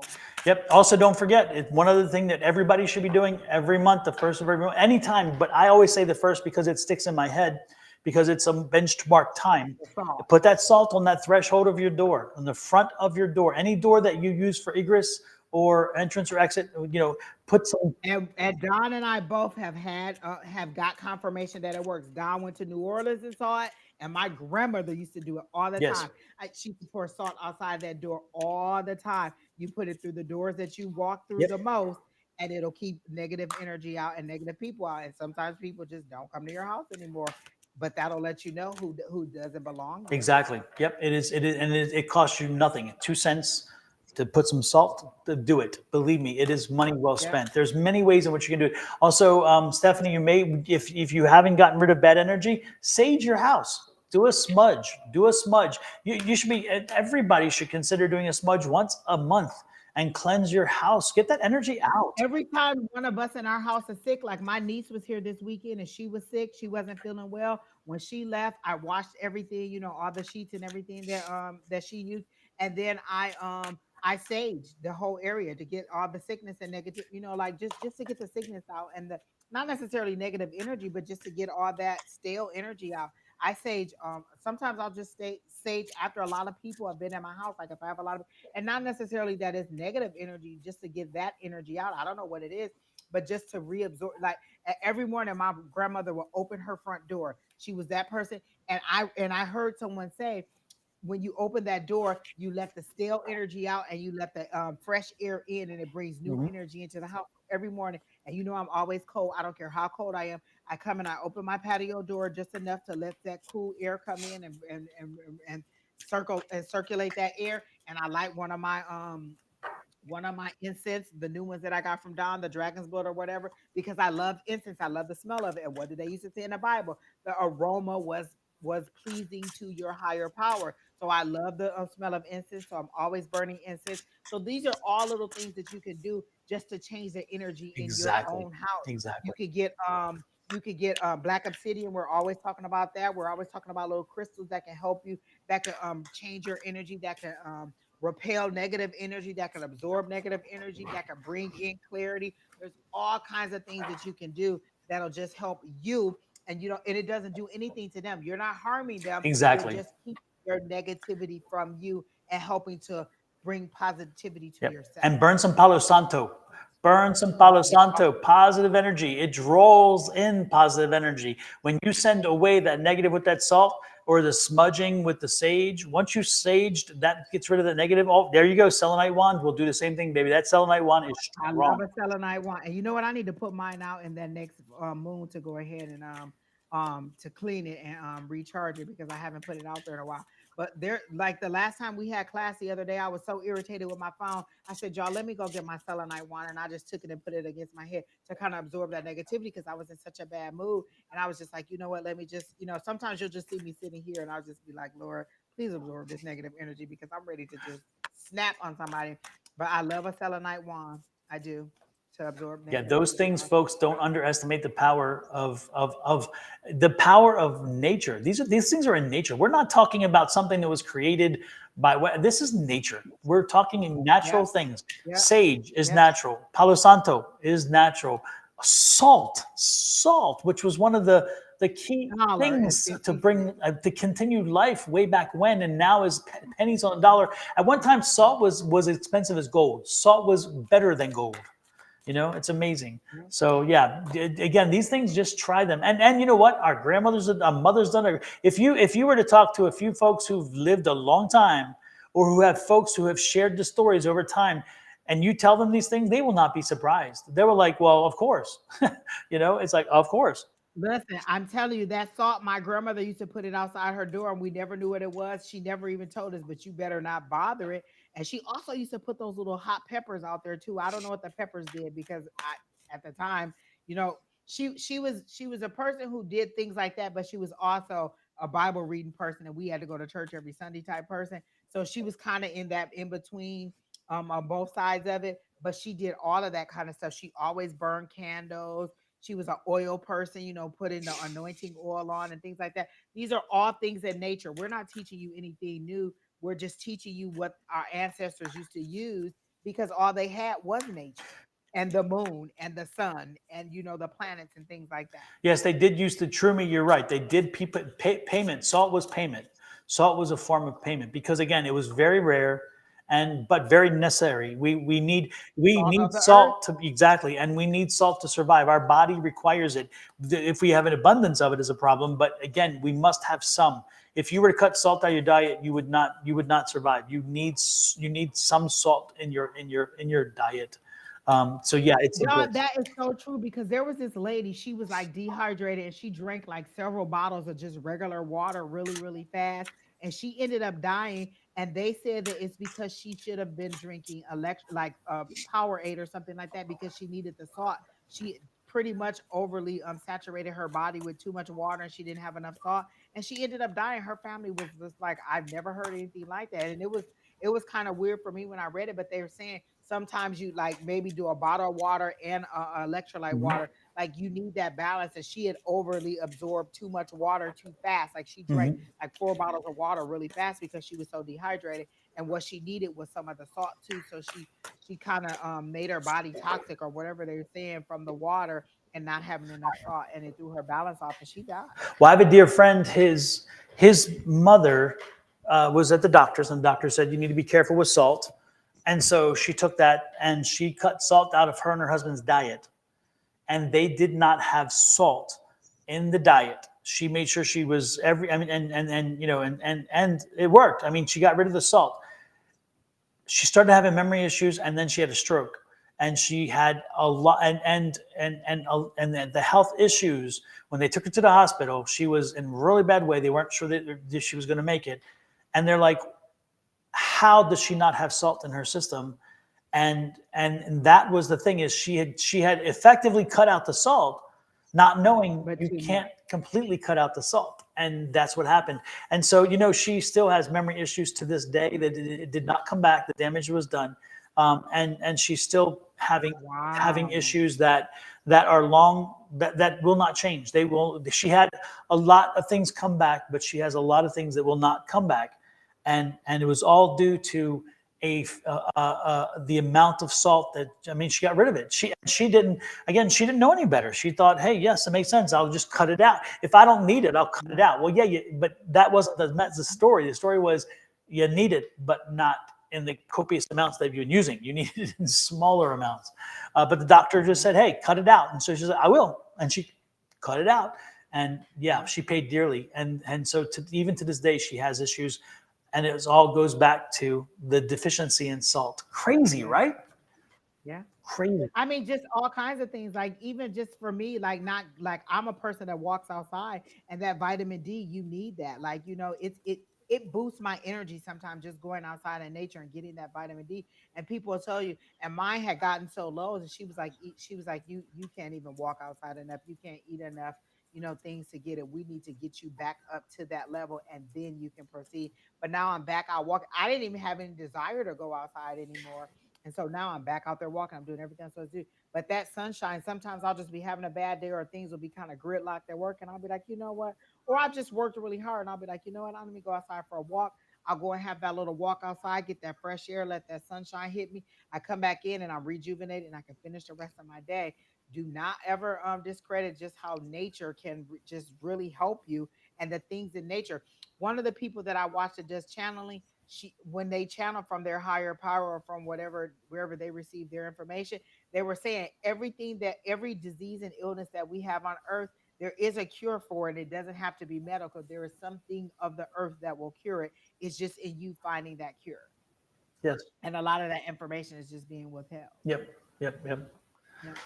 And then, it's interesting, even as we talked earlier about the cancer and everything, in the rainforest, they found plants that are now used for treatment of cancer, that are just natural plants that, that the people in the rainforest had no idea of its power, and yet we use them. And thank goodness, again, it's Mother Nature. She has delivered us. Gaia has blessings. And often we overlook them because we think we are too grown and too superior in mind. It's like, hell, please wake the hell up. And my body tells me sometimes what I want. Like, I hated mushrooms. I thought that, like, I didn't like the texture, I didn't like the taste, and then all of a sudden I just started craving mushrooms. And then all of a sudden I just started craving like things that I never ate before, Brussels sprouts, tomatoes. I didn't like tomatoes at all. And then I just started craving them. I couldn't get enough tomatoes. I just wanted the little cherry tomatoes all the time. Mushrooms, just things like my body tells me what I need, and you have to listen to your body. If your body is craving something, then that's what you need. For a long time, my body just wanted beef, beef, beef, and I'm assuming that it was because of the blood and the iron situation that I was going through. But I just thought, dang, I really want a hamburger today, and so that's your body telling you what you need, and us not listening to it, and not And now they have mushroom tea, Don. I was craving mushrooms all this time, and now they have mushroom Guess tea. who gave me My that body was like, hey, for my birthday? Umber. Umber gave me in a box of stuff, very cool stuff, and one of them was mushroom coffee or mushroom tea. yeah, yeah, Yep. mushroom. Oh, I have mushroom coffee. That's what I have. Hmm. Yeah, yep. And you know what, Angie? I still haven't done the medicine ball thing. Tell everybody. I don't think people know very much about this. Explain the Starbucks and medicine ball. Oh my gosh. So Starbucks has a medicine ball, and it's just all the citrus you need. So like sometimes say you're feeling like you're a little sniffly or you're having a cold, and it's just called a medicine ball. And if you go to Starbucks and tell them you need a medicine ball, it's like it's supposed to have all the citrus and all the things that you need in order to kind of give you the nutrients that like if you're low in whatever or what's causing you to have the sniffles or allergies or whatever, just go and get it. And it's really good. It's kind of like some mint tea, some kind of peach tea, and it has honey in it and lemon in it, and it's really good. And it's called a medicine ball.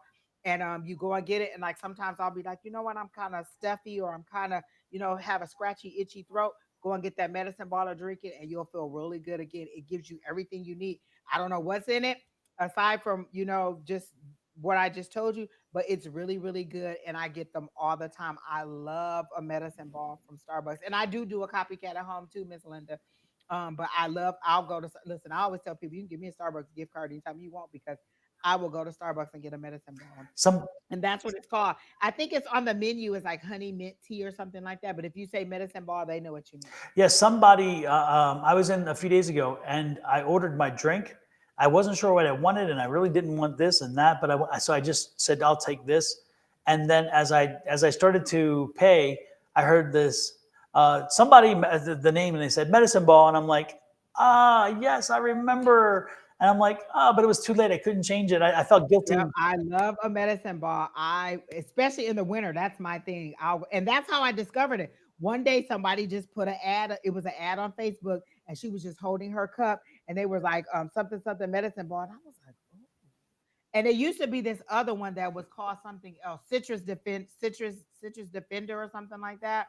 I used to get that. They don't make that one anymore, but they still make the medicine ball. And I think the difference between the two is that the medicine ball had the mint in it, where the citrus defender doesn't have the mint in it, and that's the only difference. And so I'll go and get me a medicine ball anytime. Like literally, if you're having a scratchy throat before it gets really bad, go and get you a medicine ball, and you'll be fine. It says here, And the honey's good. Like when my niece had bad allergies, my sister was about to have to get her these injections for allergies. Her doctor said get some natural raw honey from your area, like the Southwest, made by Southwest Bees, and see if that'll work. And we gave her that honey, and she never had to get the allergy shots. It helped. And so at that time, we were giving the kids a teaspoon of honey. I put it in. That's all I buy now is Southwest raw unfiltered honey. and I put it in my tea, and it keeps all my allergies and everything down. Like I never have to have any issues with allergy, or rarely, and it's really good. That honey is really good. It has to be raw, unfiltered from your region. So I get the Southwest, so wherever you are, it's the honey that the bees in your area made, so it'll deal with the allergies from your region. It says here that the medicine ball is made with lemonade, citrus mint, peach cheese, and honey. Yep. Yep, all of it, and it's so good. It's really, really good. Like like that honey and that lemon and that peach all melt together. Like tell them put a couple ice cubes in there because it'd be sizzling when you first get it because it'd be hot, hot, hot. But just let it Yeah. and all that you just feel it going down your throat and it just warms you up. And literally, I've had a scratchy throat, and by the time I'm done with it, it's gone. Yep. And the lack of salt, the medical term for it is hyponatremia, hyponatremia, and it causes shock, coma, and death, eventual death. So again, something to keep in mind. It's amazing how yeah, it's crazy. Yeah. Oh, fresh lemon too, Miss Linda. Listen, I keep lemon and honey going all my tea, all of it, lemon and honey, all the time. Yeah. The other day I had to use I had to use use some sugar. It didn't even taste the same. That honey is a different taste than that sugar, and I like the honey taste now. I prefer it, and Not that's only the that, but raw the sugar. honey has so many probiotics in it, and Hmm. it's so Yep, healthy for you. yep, Yep. yep. So I love it, and I thought I saw something about it being good for inflammation too. So I'm not sure, but honey has a lot of natural remedies that you can, and again, straight from the earth, honeybees. Absolutely, absolutely, and around we're here, as you know, Angie. Our house backs up to the McDowell Mountain Reserves, and so it's like 55,000 acres behind us. And our swimming pool is a beacon for the bees, and they come and they drink from our pool. And so they'll be along the disappearing edge, the invisible edge. They'll be over by the spa, and they go there for the salt. I think the salt and the water as well. And so we have some amazing honey here in Arizona from these very bees. It's Yeah, crazy. and listen, that raw unfiltered honey is expensive, but I'm telling you, it's worth it. It's definitely worth it. Yep. So there you go, folks. There are many things you can do to change the environment you're in. You do not have to settle for what you're getting. If you are in a negative environment, do the things psychologically to help yourself, but also do these treatments that will help you change the energies. If you change the energies in your environment, you will change a number of other things as a consequence of the change. So again, do one thing. It's like a domino effect. I'm telling you, it's a domino effect. And not only that, but you know what? If you think about it, the old wives' tale about spring. Remember, everybody used to do spring cleaning. That came from that same concept of getting out the winter and the dust and everything else, and bringing in this new energy. So again, folks, give yourself, put these things to use. They're there for a reason. So there you go. Oh, Rachel McCanton said your mom had the mommy makeover. Is that right? I think that's what it was. Her mom was having a mommy makeover because she asked us about her and was it going to go well. And I think we told her it was going to do good. I think that's who it is. Rachel, is that what it is? Your mom had the mommy makeover? Oh yeah, I remember us talking about that a while ago. She's saying like, should I have it? And we were like, yeah, everything will work out fine for you, and it did. Oh wow, Nice, nice. there you go, Alexa. And I'm pulling on her energy right now, so I'm gonna go ahead and read her, and then if we're done after that, we can be done. But Alexa Yeah. and um, is there something about a relationship, Alexa, that I keep getting? Because I keep saying, I keep hearing, is he the right one? So I don't know if you're in a relationship or not, but I keep hearing, is he the right one? I got your time will come. You'll get the celebration you want. If you're in a relationship with somebody, I don't feel like he's the right one. Because the first thing I heard was, is he the right one? And so if you have ties with somebody or you're just starting up with somebody, he's not the right one. Your celebration is coming, but it'll be later in 2024. And you're at a point, okay. I just don't get I don't get that this is the exact one. I get that you're kind of at a stalemate in this decision and you don't know how to move forward with this situation. Like you haven't made a decision as to what you want to do. And so I keep hearing, is he the right one? That's what I'm getting about the relationship. So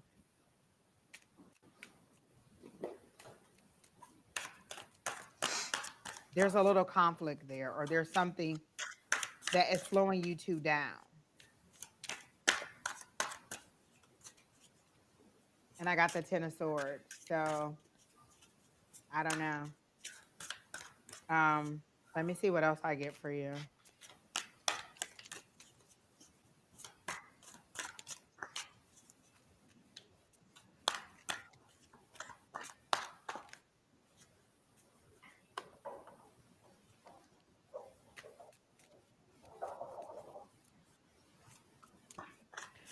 I just asked what additional information do you have for Alexa, and they said you'll know when to go.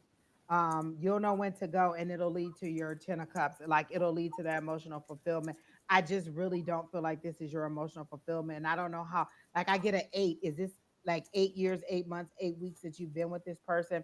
And I just feel like 8 is a completion. Like it's not your 10 of Cups. Is what I'm getting for this situation, and that's 2 10s that you got. That's 2 completions. And then I got this, like, this is seeing behind the veil. This is you knowing the true answer, you knowing which way to go, and you not doing it. Like you being able to see behind the veil. You can see between the two worlds. You're receiving inspiration, you're receiving information, and you know what you need to do. You're just not doing it. So if you want this, then you'll have to decide where you want to go with this, because this is all source. This is that logical, this is that thing. And there's something like there's some conflict between or in this relationship, and you're like blinding yourself to it and not wanting to make a decision. I don't know that you're not like, I don't feel like you're like totally unhappy, but I feel like you're not getting the joy out of it that you want. Like you're not getting here, and you know what you have to do in order to get here, but you're not there yet. So if you want this celebration, you'll have to make a decision here. So that's what I got. Let me see.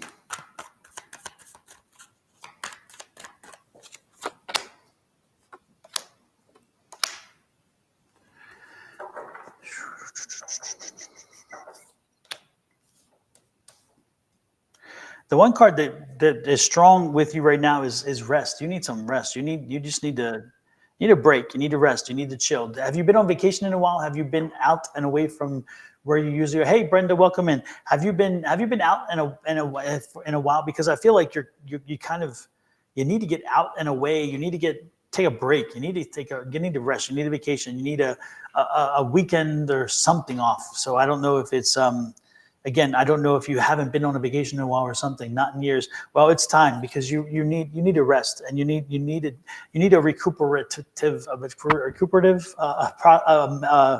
experience, something that will take your mind off of everything and just kind of let you chill. Definitely find what that is, where that is. It seems like somewhere in the West, because I'm getting the horse and desert and those kind of things. So I don't know if you're in the West, but I get the feeling like you need to be in the West. And it's not a long trip. It's not a long, expensive thing. It's not about money so much. It's more just about time. Okay. And it'll give you a rejuvenation, because again, you need to fill your cup back up. Your cup is very empty right now. So again, you need just a re-energizing, and a renovation of your internal kind of energies. They just need to be realigned. Again, I don't think you're in alignment, okay?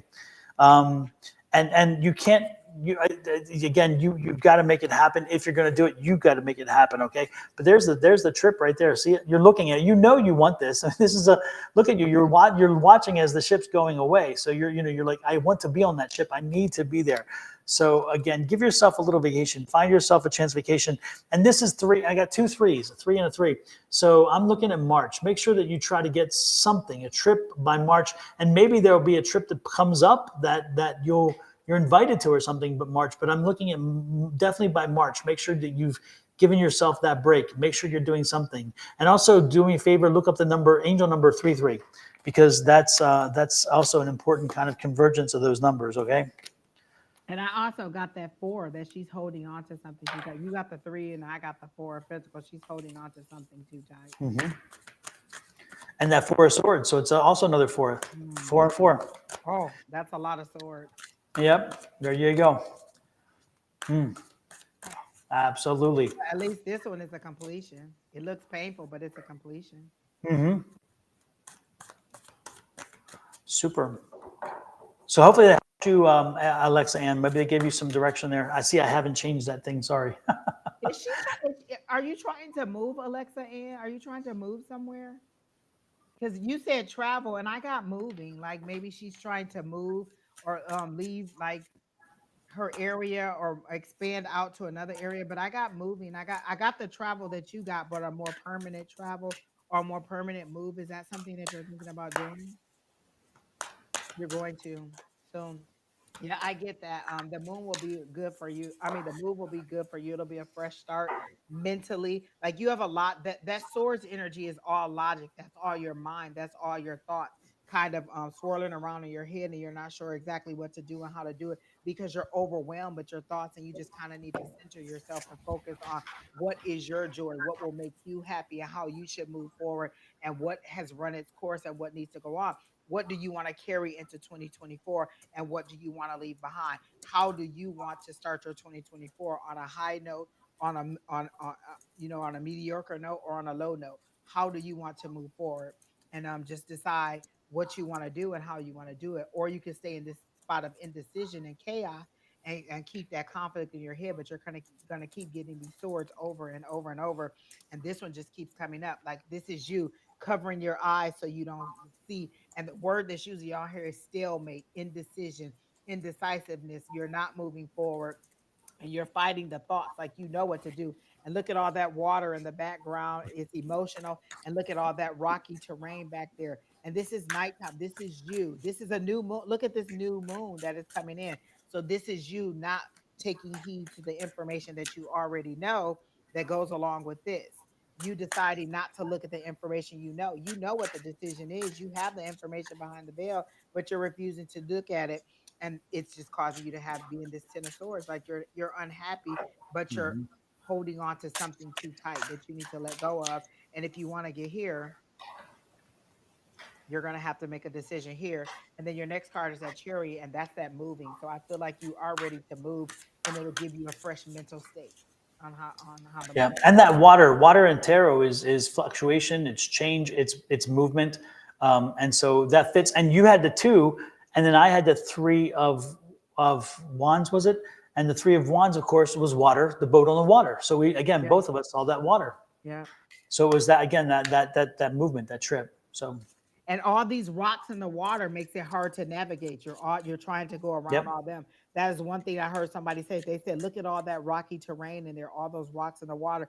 This water is turbulent. It's not moving smoothly. This is emotional, turmoil and things that you have to deal with. but the good part about that, I love that card when you mentioned about the rocks as well, because she's blinded, she's blindfolded, and so it's like don't get caught, don't get focused, don't allow your focus to be focused on the hurdles. Focus on the destination. If you notice, the far distance is the destination. There's an island over there or But you something. have to navigate through this. And if you just Exactly. trust your higher power, you can navigate through those without even hitting any of those rocks. Exactly, but definitely that 3 says get doing it, get going. So go and get yourself in that new mindset, that new energy, and do at least a vacation. And don't be surprised if the vacation gives you a reason to say, oh, maybe I can move here. That is real possibility. Yep. How did I end up on the West Coast? We went to visit Vegas. And I loved the weather. I loved everything about it. And lo and behold, eventually, when it was time to leave Michigan, I started applying, and I only applied on the West Coast, Arizona, Texas, and Nevada. And I got several job offers from Arizona, and that's how I ended up here. But I literally came to visit out here, and that's how I decided to be here. And bim, bam, boom, Exactly. here's me and Don. Exactly. Hey, Rachel, one more thing. Rachel and I have been chatting back and forth about about Florida, and I do feel she's aligned to be there. And then she says her husband's working on with a golf course as an intendant, superintendent. And I thought, well, how perfect, because there's tons of golf courses in Florida. But Rachel, the one thing, the most important thing that I can tell you is manifest it. Start seeing yourself there. Start telling yourself you are in Florida. Start manifesting it. As Angie said, we haven't talked about them all night, but this is a perfect opportunity. If you want to be there, then use your affirmations. Start talking affirmations every day about how you're living in Florida. Again, not how you're going to live in Florida. Remember, tomorrow never comes. How you are living in Florida, how you are happy in Florida, how your life in Florida is wonderful. Put that out right now to the universe. Start putting it out there. And don't be surprised if things start speeding up to get you to where you need to be, because you're calling looking in. for jobs. Start looking for houses. Imagine yourself moving there, driving there, packing your stuff up. Literally, I used to decorate my apartment before I even got into it. I used to decorate it mentally. I would see myself packing, and then I just kept having dreams about packing a moving truck. And I was like, I get it. It's coming. It's taking a while, but it's coming. And I know it. And eventually it happened, and I made it here. Yep. And maybe even create a Florida journal and start journaling about being in Florida and what you would want in Florida and how life is going to be in Florida. Again, bring it into existence, bring it into the ether, bring it into reality, bring it into your existence by living it, by speaking it, by talking about it. Bring it in by manifesting it via affirmations. Again, speak your affirmations every morning. Talk about your life in Florida, and make sure that you do that. And don't be surprised if all of a sudden, as you put that energy around Florida, you start seeing Florida pop up. You start seeing opportunities pop up. You start seeing reasons. This is how it works. Because you plant the seed, the universe delivers it. Okay. But if you say, oh, one day we're going to get there. One day never comes. She said, I did that and ended up in Florida. I'm originally from Maryland. You just have to see yourself doing it. Listen, every time I get into my car, I see my car as the exact vehicle that I want. That's what I'm getting into, the vehicle that I want. I'm appreciative of the vehicle that I have, but I always see me getting into that vehicle that I want. And eventually Absolutely getting into that vehicle that I want. Yep. Let's see.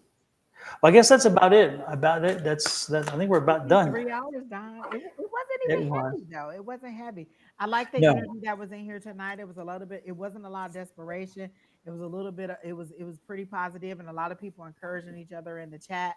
I feel like a lot of people got a lot of motivation. I feel like a lot of people are stuck and stagnant in this winter energy, and this is just to propel them forward. Like, look, you need to take the steps. You need to move forward. The universe is waiting to help you out, but when are you going to start taking the steps? So I feel like that was the motivation that we gave a lot of people. Yep. And Royden, I do have one question for you. I saw your name earlier, and it kind of tricked them. It popped in my head, and that is Royden James Swan. The one thing that I got from you is I feel like you're having a crisis of confidence, a confidence crisis, and it come with weight gain. I think, I don't know what it was, but I'm getting the feeling like you put on a bunch of weight at one point, and I don't know what caused it. And I get and I could be wrong, but I'm seeing this weight issue. I'm seeing a problem with that, and it tied into confidence, and it into self-image and those kind of things. And I think for you, the one thing that, when you ask if you have any questions, and again, you came because apparently you have a question. I think that you need to do one of two things, maybe even do both. And as first of all, learn to love yourself as you are.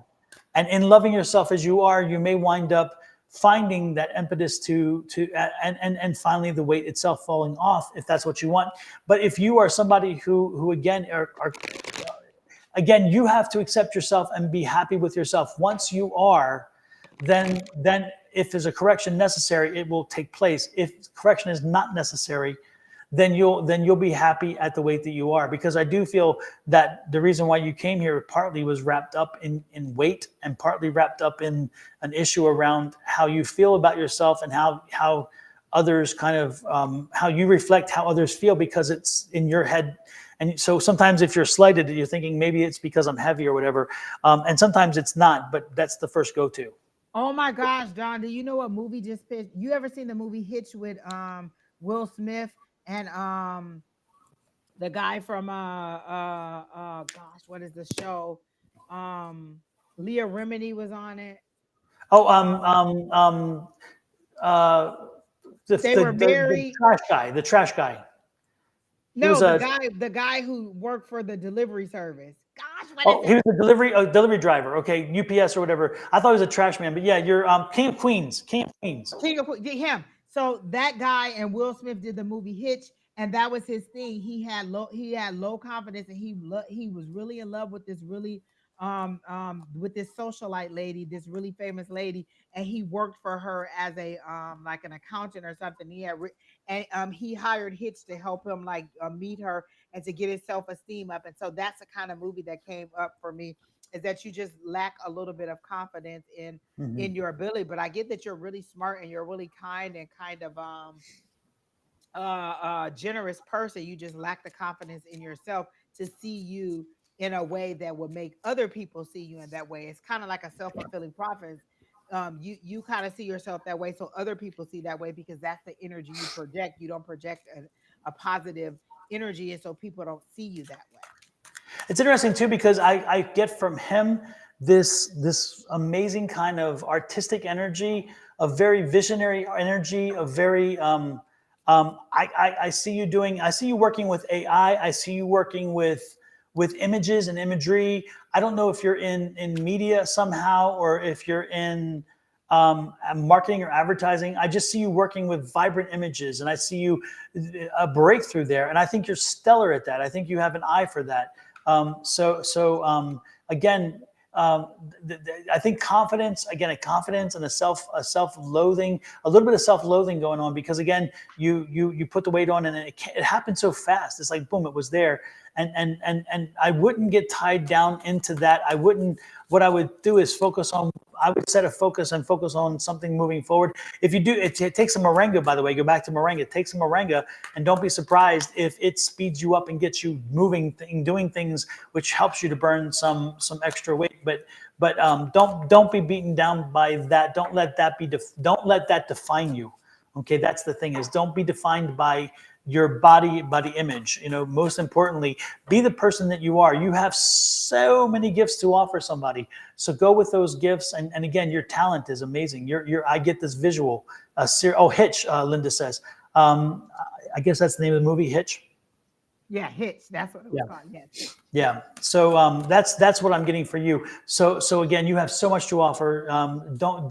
Don't feel limited by any one specific trait in which that you might get hooked on, because other people, it may not be an issue for them. So there And you go. Don, the cards say the exact same thing. I got that 4, which is fear and anxiety. Like we always see it as rest, but also Hmm. this is fear and anxiety that is in that 4 of swords. And then I got this. This is keeping you up. But then the lovers came up, so there must be somebody that you really, really want, and you're scared to approach them, and you're not sure because of whatever this issue is that you're having. And that's why Hitch came up for me. So that fear and anxiety, this is keeping you up at night, and it has to do with love. I do feel like it's a love situation for you. And then I asked, what's the outcome or how you can move forward? And I got just moving forward. That's that victory. You'll have victory if you just move forward on it. You need to kind of hang around people who kind of build you up and support you and make you feel better. Exactly. Like if you stay around people, like if I stay around people, the one thing we tell people when they're wanting to get into metaphysical is to find your tribe. Find people who are like-minded, who'll support you and who'll help you. Because otherwise, you just have a lot of people who's like, "Oh, I'm not into that. Oh, she's talking about them cards again," or "Oh, she's talking about that whatever," and you kind of doubt yourself. But when you find people like Don and Julie and Susie and Bonnie and all the people that are in our group who support you and help you to build yourself up, you kind of get that confidence. And that's what you need, a crew of people who have that confidence or who help you to have that confidence, and you'll get that victory in order to pursue this love that you want. And so they Exactly. keep showing me that. If you've never seen the movie Hitch, then go ahead and watch it and you'll see what I'm saying. But he was such a great guy, and he actually got the girl in the end. And this is your celebration card, because I said, what's your outcome? And I got the celebration. It's just you moving forward in confidence. This is that chariot. This is, you know what I'm saying? This is that king, this is that Yep. knight, and he has Yep. command of this chariot. He has that victory. You have to take command of it and move forward with it. This is action. This is victory. This is you winning, and this is your celebration. But it's you finding that people who give you the support that you want and who won't put you down and who won't, kind of destroy your confidence. That's what you Exactly. need. Somebody who puts you in, who brings you to that Yep. level, or who supports you. And there's always somebody out there who'll do it. It's just you finding them people and disconnecting. And if you don't know how to find them, then ask your higher power. How do I get from where I am now to I find the people? Or can you send the people that I need to support me and help me to move forward and build me up? So if you ask your higher power for it, you'll receive it. It's just in you asking your higher power for the right things. How do I get from this lack of confidence to building up my confidence, or to having the confidence I need to pursue the things that I want? And could be anything: career, finances, love, just whatever it is, a goal or anything. So just asking your higher power, how do I get from where I am now in lack of to where I am, where I have an abundance of, or where it's growing, or I'm learning how to build my own self up. Yep. You got to move it, move it. You got to move it, move it. Exactly. You Listen, got to move I it, post move it. pictures of me all the time, and I just be like, "Oh, I love her." Like I tell myself all the time, "I love her," because you're not gonna always hear from somebody else. And so sometimes I'll just post a picture and I'll be like, "Oh my gosh, I just love her. She just has so much gleam in her eye. She has so much joy in her." And I have to remind myself and give myself that encouragement, because you're not gonna always find it from somebody else. You could have a day where the world just beats you down, and you still have to have that joy in you of who you are and know what your abilities are. And if you're always looking for somebody else to give it to you, when you don't receive it from them, then you're always going to have a bad day. So learn how to give it to yourself, but also with people who also help to build you up too. And when you do, you'll be surprised how, again, it just starts slowly melting off, and because it's an alignment of this with this, and when this is thinking one thing, it makes this go here. And you're talking to somebody who's had a weight problem, does have a weight problem, and I just dropped 30 pounds, and like right now I'm wearing a very big shirt, a sweater, but it's amazing. I was moving with my son today. We were moving stuff from a storage unit, and we're carrying we're carrying this column, and I was like, stop, stop, stop, because my drawers went down below my butt and were falling off of me. Yes, and I'm like, I had to laugh, and I told my son, and he's like, what? Is it too heavy? I said, no, it's my pants are falling off because I'm wearing pants John, that. it's time to go shopping. It's time to go shopping. As soon as my stuff is too big, it's time to go to the Goodwill. And now I need new stuff. So you need new The white stuff, dove, John. the white dove for me. I love the white dove. But yeah, I'm telling you, and because again, I dropped 30 pounds by my birthday, which I wanted to lose weight. Angie knew. I told myself I'm going to lose the weight. I got down And 30 John looks pounds on so my good in birthday. his tuxedo. I mean, his suit. Oh my gosh, you should have saw me look so I good. did. He did. I'm not even lying. He looks good. Yeah, no, it was good. And I put a little bit back on only because, again, it's fluctuating, but I'm still working. But because the It's holidays a is hard. holiday. It's Those hard. don't even It's hard. count. Those don't even count. But anyway, know that you're not alone, and that the struggle that you have is one that resonates with me very, very much. But know that it starts here, and turn that around. And also know that there's so much about you that is not tied up in the body, the human body. I mean, the mind. I can see I can feel the mind. And I just all this imagery, all of this, this artwork, and this thinking, and you have such a forward thinking mind. I see this visionary artwork for the future. So again, there's so much there, and the rest will turn eventually. It's something the trigger will happen, and soon enough you'll see it. But don't expect it till the end of the year. It's going to happen in the first part of next year. But again, be open to that trigger, and when the trigger happens, you'll see it'll flow from you. It'll flow And from I you. used to put pictures up of me in the weight that I wanted to be, or when I thought I looked my best. Surround yourself with pictures of when you thought you looked your best, or the way that you want to be. Like one of the people who I thought had a great body size was Niecy Nash. I thought that she was a very voluptuous person, but she knew how to shape her body and dress herself in a way that it accentuated all her curves, and it didn't make it look. And so she was a person that I admired with her body shape and things like that. And so just find somebody who you who you admire, or do little things. It doesn't take a lot to change your way. Like a lot of times guys will be like, oh, I cut out soda, and they'll drop 20 pounds just from cutting out soda, or Hmm.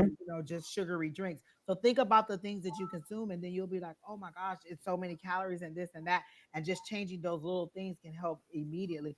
Guys drop weight so fast. I used to hate dieting with my son's father, because literally he would stop drinking pop for a month and be down 30 pounds, and I'd be walking and barely eating anything, no sugar, no candy, no blah blah blah, no blah blah blah, and I'm just barely losing 5 or 10 pounds, and he's cutting out one thing, and just boom, he's done. You know, we went yesterday to C's Candy. Ava needed, my mother-in-law wanted to get a box of candy for a gift.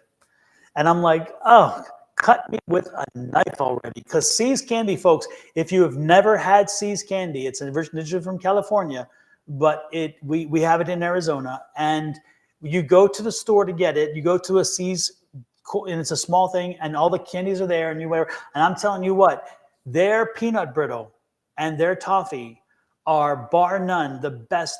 And when you take that brittle and you put it in your mouth, and it does not stick, it's not sticky and tacky, it is butter. It is butter, smooth as a butter. And when you bite into it, you're in heaven, but you know that you just got your next addiction, because you will eat this again and again. And you know what? I walked out of there without buying a box. Yes. Yes, absolutely. I told myself, not today. Get behind me, Satan. Not today. Not today. Get behind me, Satan. I was not going to do it. I wanted to. Oh, I wanted to. And then when they said, okay, what do you want for your little, you get one treat, you get one piece of candy before you leave, they give it to you just as a thank you. And I'm like, I'll take the peanut chew, because that got me close. But so I had a little peanut chew to try, but that was my temptation. But I left without buying brittle. Yay. Exactly. And listen, those are small victories that you have to take. Do not Absolutely. despise small victories, just being able to say no to a piece of candy. Yep. Absolutely. Absolutely. Well, that said, Angie, I think we're done. We kind of Had a went good a little night. beyond, but I I think that love was it. good. I I'm feel glad we like had we the gave void. great inspiration, we gave great advice, we gave great ideas, and we gave people a lot of forward movement. And something to watch, the movie Hitch. Listen, I love it. Is such a lighthearted and feel good movie. Like it's really good. And the whole movie is about Will Smith being a fixer for people, helping people who have different issues with, and they want to pursue this girl, and him organizing and helping them to get the confidence to date that person. Nice. Nice. I love it. Absolutely. It's such a good movie. Well, I will be back on in the morning, folks. I will be back on at 7, around 7-ish Mountain Standard Time. That's 6 East Coast time, 6 a.m., by the way, not p.m., a.m., 6 in the morning. And then, Angie, are you going to be back on Sunday? What's happening there? Yeah, I'll be back soon. I don't have anything planned this Sunday. So yeah. I don't think Super. we have a gift exchange, but I think it's on Saturday. So it's Angie, and do you think Sherry's going to be with you on that one? I'm not sure. I'll check with her. And I still have to yeah, I'll see if she's okay to come back on Sunday. If not, then it'll just be me. And Miss Alicia, I saw her pop up. Maybe Miss Alicia, Exactly. maybe getting her What butt are back you on here. doing? But that new job is kicking her butt too. Yeah, I can imagine. I can imagine. But you know what? It's amazing how that worked out. That's another one of those things. It's like just like great. Love it. Yeah. Love it. Love it. Love it. So Miss yeah, Linda, Linda, it's good to be back. It'd be fun to have Shauna back up too, because she hasn't been on in a while as well. It's like the few of us, we all kind of missed a little we've bit. been So traveling and having a good time. Listen, 2023 was a year of traveling. We've been everywhere. We've been all over the place and just posted pictures everywhere. Miss absolutely. Linda, we know you've been on your world tour. You've been on I know. I'm coast gonna to say coast. traveling. Miss Linda's never home. Coast to coast. She's in this corner, that corner, that corner. Miss Linda is going and cooking. Everywhere she goes, she's cooking. Yeah. Now I want Yep. red beans and rice all of a sudden. Damn it.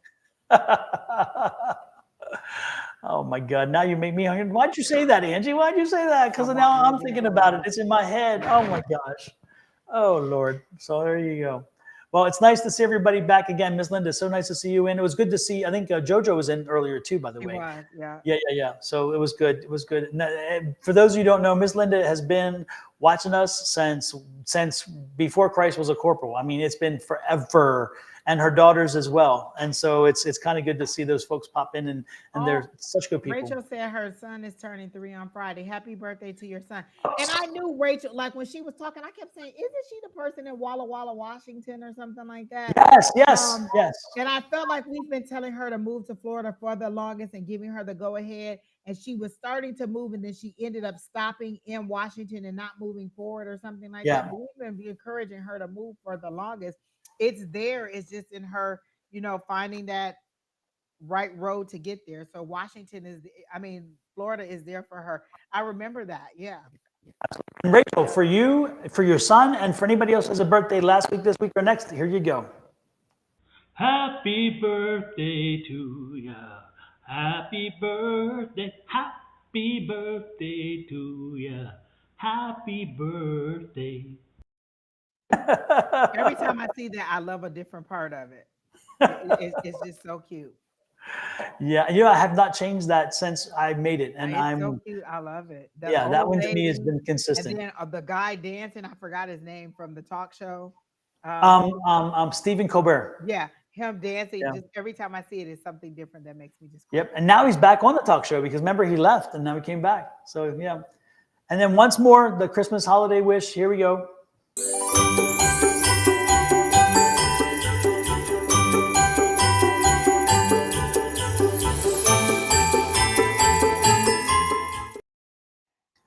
That is so cute. Miss Linda said today was JoJo's daughter's birthday. She turned 25. JoJo, happy birthday to her as well. Can you believe JoJo has a daughter 25? That's what I was just saying. It's like, what? JoJo looks 25. Jesus, criminy.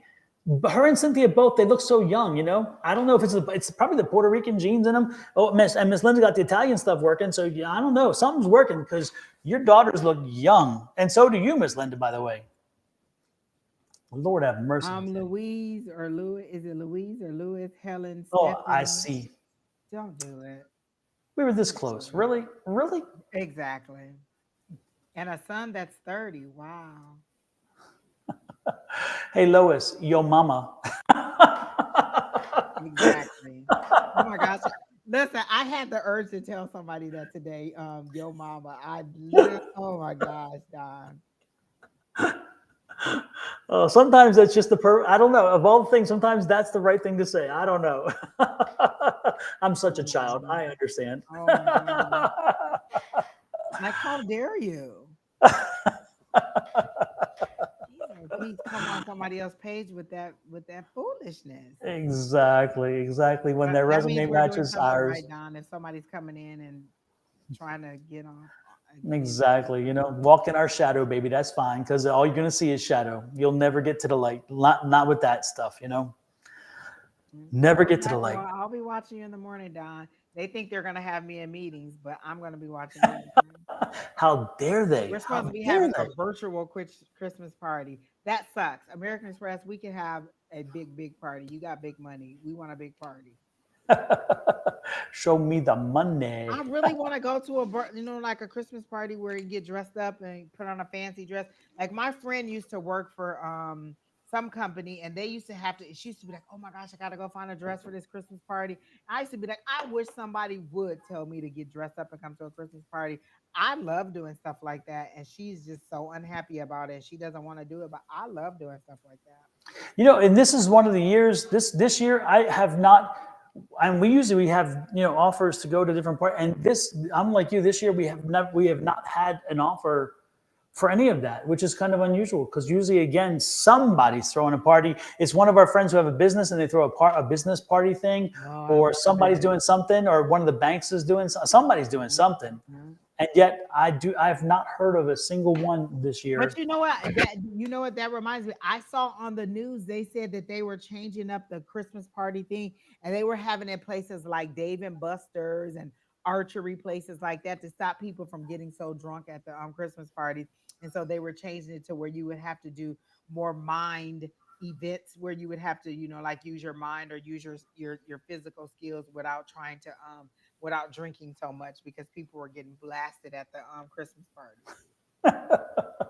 What else are we to do? We've worked so hard Exactly. all year. Don't we deserve that? Exactly. There's a time for everything, and Lord knows there is a time when you need to let your hair down and just party. Don't. I mean, it's like, come on, don't police me on this too. Give me a damn break. It's Exactly. Christmas. It's the holidays. Listen, I've been dealing with bill and accounting all year. Let me have some drinks in here. And if I have to tell Bill off, then he deserves it anyway. Yo, Absolutely. Papa Bill. Exactly. Well, folks, we will see you all later. Again, don't forget Angie on Sunday around what time, Angie? 3 p.m. 3 p.m. Mountain Standard Time. And then I'm back on at 7-ish tomorrow with Shauna. And then Julie is back on Tuesday, Wednesday, and Friday, depending on who you're with. And Bonnie finally makes her return next Wednesday with Julie. So there you go. We got them all lined up. Have a great one. Blessings. And if we don't see you before the holiday or have a communication with you before the holiday, have an amazing holiday from Angie and I to everyone out there. We hope the best, and make sure that don't let anybody steal your thunder. Let no one steal your joy. Let no one get under your skin, and make sure that you, again, just enjoy yourself. Enjoy the time, enjoy the experience, because in the end, when it's all said and done, they're gone, they're out of the mind, and you're the one that didn't have a great time. So again, don't let somebody get under your skin. Just roll with it and be happy and be blessed. Be blessed. And every morning, say 3 things you're grateful for as soon as you wake up, because again, you start your morning with gratitude, and the rest of the day will be a more positive day. I promise. Bill and counting. Exactly. Bless his heart. Rachel says she made ornament drinks. You should post that. She said I made snow globe drinks with edible glitter. And she said they're ornament drinks. You should post that. People would probably buy that as gifts to other people. Oh, Rachel, did you do the one where you melt you put some ice in the glass, and then you put what is it, rosemary in there, and with some cranberries, and put it in the freezer, and it freezes, and then you put the sparkling wine on top of it. Oh, I've seen Have you seen it? Yes. That is a great drink. That is an amazing drink. Yes, I've seen that. Yeah, it looks like a snow globe. It really does. It's very cool. And I thought for sure the glass would break in the freezer, but it doesn't. If you put, you don't leave it in there forever. But she said she's the one who shared that. Okay, yes, then that's the one. Yeah. I love that. I saw that. Listen, Rachel, people will buy stuff like that in a minute. Mm-hmm. We're always looking for unique gifts to give to people, and homemade stuff like that, or just if you're gonna have a party, like, hey, she can make these, and I can have them at my party. Yeah, those were, when I saw that, I thought, how creative. Somebody really put This is the perfect season to be making money. People are buying desserts and drinks, and people are giving. They're just basically throwing money out there. Yeah, I've been talking to my sister-in-law and she has an amazing eye for doing charcuterie boards. Every time we get together, she puts a charcuterie board together. And I told her, open a business. She wants to finally get herself ready for when time comes for retirement. I said, open a charcuterie board business. I'm telling you, people are spending money on those things. And if you get my friend made one, and she was charging $100 to make it. She makes a big, gigantic one like this. So much stuff she puts on there, and she charges you $100 to make it. Yeah, there's a place here in Scottsdale that charges $200 to $300 for a regular size. They're so unique. Don, I saw somebody make a candy cane out of mozzarella and it's either mozzarella and tomatoes or mozzarella and pepperoni, but they made a candy cane out of it. Is that the one that was with like biscuits or I don't know, something like that? Yeah. They had another dish on it. They had all these different dishes that they had made, and that was the one I saw that was a candy cane. And I was like, people are so freaking creative. Yes. I'm amazed. Oh, she said, Linda says JoJo does the boards as well.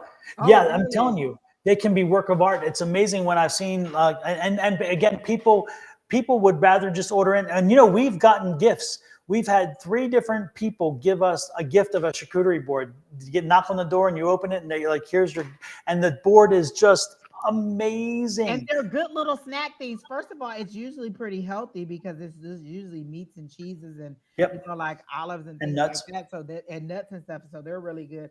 My friend, sometimes she'll put fruit on. She does one that's like a lot of fruit too.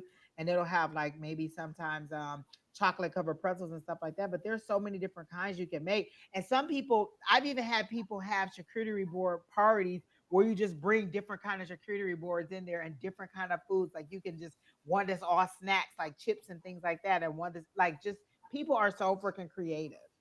I love that. I love that. I want to do a party about a book. I need to, I want to plan a party about a book, and I want to create a cocktail menu from that book, and then everybody else can bring themselves dressed, and we talk about the book, and I serve cocktails that are Ooh, in the book book. club where we So like, eat. You you know we know, love to eat, Don. wouldn't that be fun? I mean, think about it, and just and of course the food will go along with it.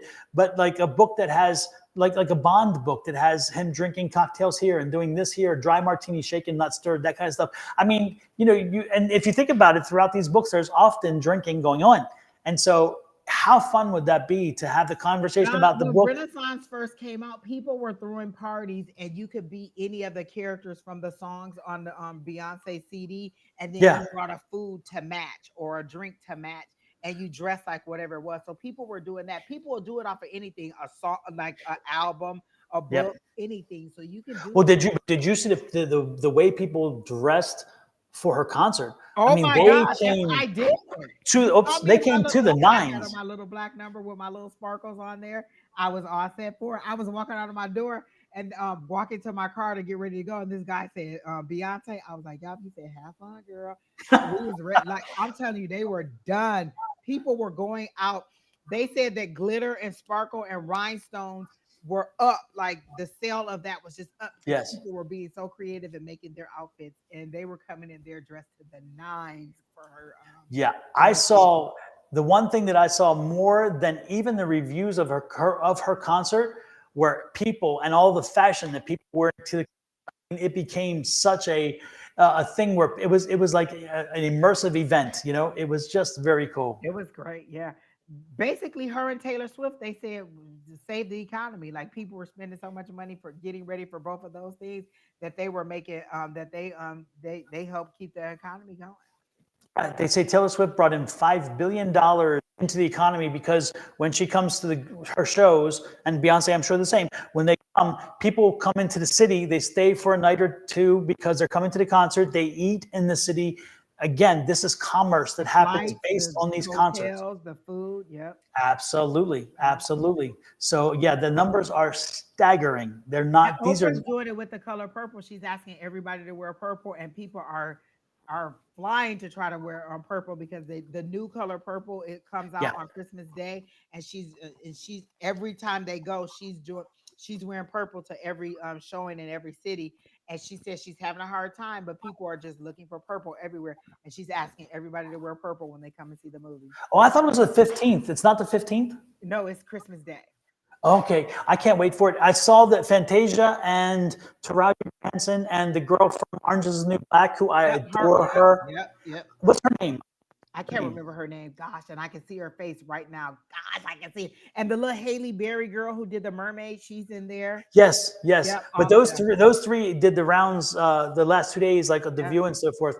And when you listen to them, you can see that they actually have they've had a bond. They created a bond in that movie because these yep. girls, the way they were talking with each other and fun, it's like, oh my gosh, I can't wait to see it and to I'm hear the so music. excited. And a lot of people are doing the dinner theater where you go and you order food and drinks and stuff like that. Because this one Yeah. lady, the lady that does the trips that we go on, the day trips, she rented out, she did 2 days at the theater. She did the 29th and she did the 30th. And you go in and we're doing it as a group. She rented out the whole theater and then you just buy your tickets through her and you go in and we're all in there in a private scene showing of it. And you have the food and all the stuff that you want if you want to go and do it with Nice. her. Nice. Yeah, it looks like that the Fantasia, I think she's going to be Suge in it, right? No, Taraji's gonna be Suge and Fantasia's gonna be Celie again. Taraja, can Taraja sing? Because Suge has this beautiful deep voice. I I wonder think if, so. She played in that other movie. God, what's the movie? With Annie. She played she sang in that movie too. So she's got enough pipes that they're letting her do it. Yeah. And the other girl, she is, again, I don't remember her name, the Orange is the New Black girl. She Talking is, about, I can't think of her name. the only thing I can think is Orange is the New Black. That's the stuck in my head part. But and she's done many things, and she's been on Broadway even, and I mean she's Has an a accomplished powerhouse actress. of a voice. Yeah. And she does, absolutely. And on Broadway, she's been belting it out. And she did that same role on the Broadway show of Oh. Color Purple. So, you know, Yeah. she's one of the few that are in the movie that was on Broadway. When And I she's saw playing Color Oprah. Purple, I saw it in Chicago, and Michelle Williams from Destiny's Child was Suge. Oh, is that right? This is a long time ago. So Brandon's 17. So this had to be 15 years. No, this had to be 17 years ago because he was a baby when I went to go see It's it. that long it's been out. Cheesy whiz. I didn't realize. Yeah. Miss Linda said cocktail book club. I like that. That would be nice. I Absolutely. like Yep. that. I love that. Yep.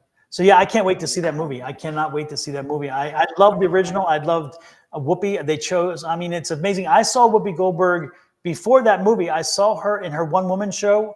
I didn't see it live because I was young then, but I saw it on video, and when we had video cassettes, you know, and I watched it. And one of the most funniest parts of that stage, that one woman show is when she talked about, and there's a boy bird and there's a girl bird and they hook up and they do this. And I see there was such a funny thing about it because she was attacking Reagan and his anti-gay policies and all this stuff in that thing. And she was so forward back then and forward thinking, you know. I love her. She's just unapologetically who she are. And you're like somebody, she had a dinner party and she said she had served pork. And the person, I think Wendy Williams was interviewing her. She said, "You serve pork?" She said, you weren't worried about people not eating pork. She said, "You're coming to my house. You're going to eat it or not. This is it." She's just unapologetic about Exactly. Eat it or don't, but that's what you get. Exactly. Absolutely. Yeah, no, but that movie, the official, and I remember how Spielberg took such abuse because they're like, why give it to him? He was going to mess it up and make it Disney. And I thought it was one of the most beautiful visual things I'd seen in so long, you know? Well, they were saying how when it first came out, the NAACP wanted to were fighting to get it taken down because they said it was highlighting black men in a negative light. But they were very much against the whole book and everything about the whole thing. And there is what they were talking about, and they were like, it's held its longevity over the years, and look how many iterations we've had of it, the book, the movie, the stage play. And every time it gets better because you don't think that you're like, well, how can you make that into a play? And then you go and see it, and you're like, oh, that's how you make it. Absolutely. Yeah. Yep. I'm excited. I love it. Yeah, I will be seeing. I would definitely. It's one of the top things on my list. But yeah, and my mom will be here, so I'll take her. Yeah, and once I saw those ladies and watched them do the interview and saw the way in which they get along, I thought, you know, the chemistry in this movie will be great because they had it right there. And if you have that chemistry, it will come across on screen while they're acting. Yeah. You know. So I'm excited. I can't wait to see it. Yep. This will be fun. A good holiday season in front of us, everybody. Again, thank you so much. Sorry we got distracted again. We've been saying bye for 30 minutes now. We at the church right now. This is the last part of the sermon. We promise this will be it. So I'm going to give the goodbye. Good night, everybody. Thank you again. Again, if we don't see you before the holidays, happy holidays, and we will catch you on the other side. And if we do see you before then hopefully we'll get you lined up for a reading. We shall see. Again, thank you so much. Bye. Angie, we'll chat later. Bye-bye. Bye.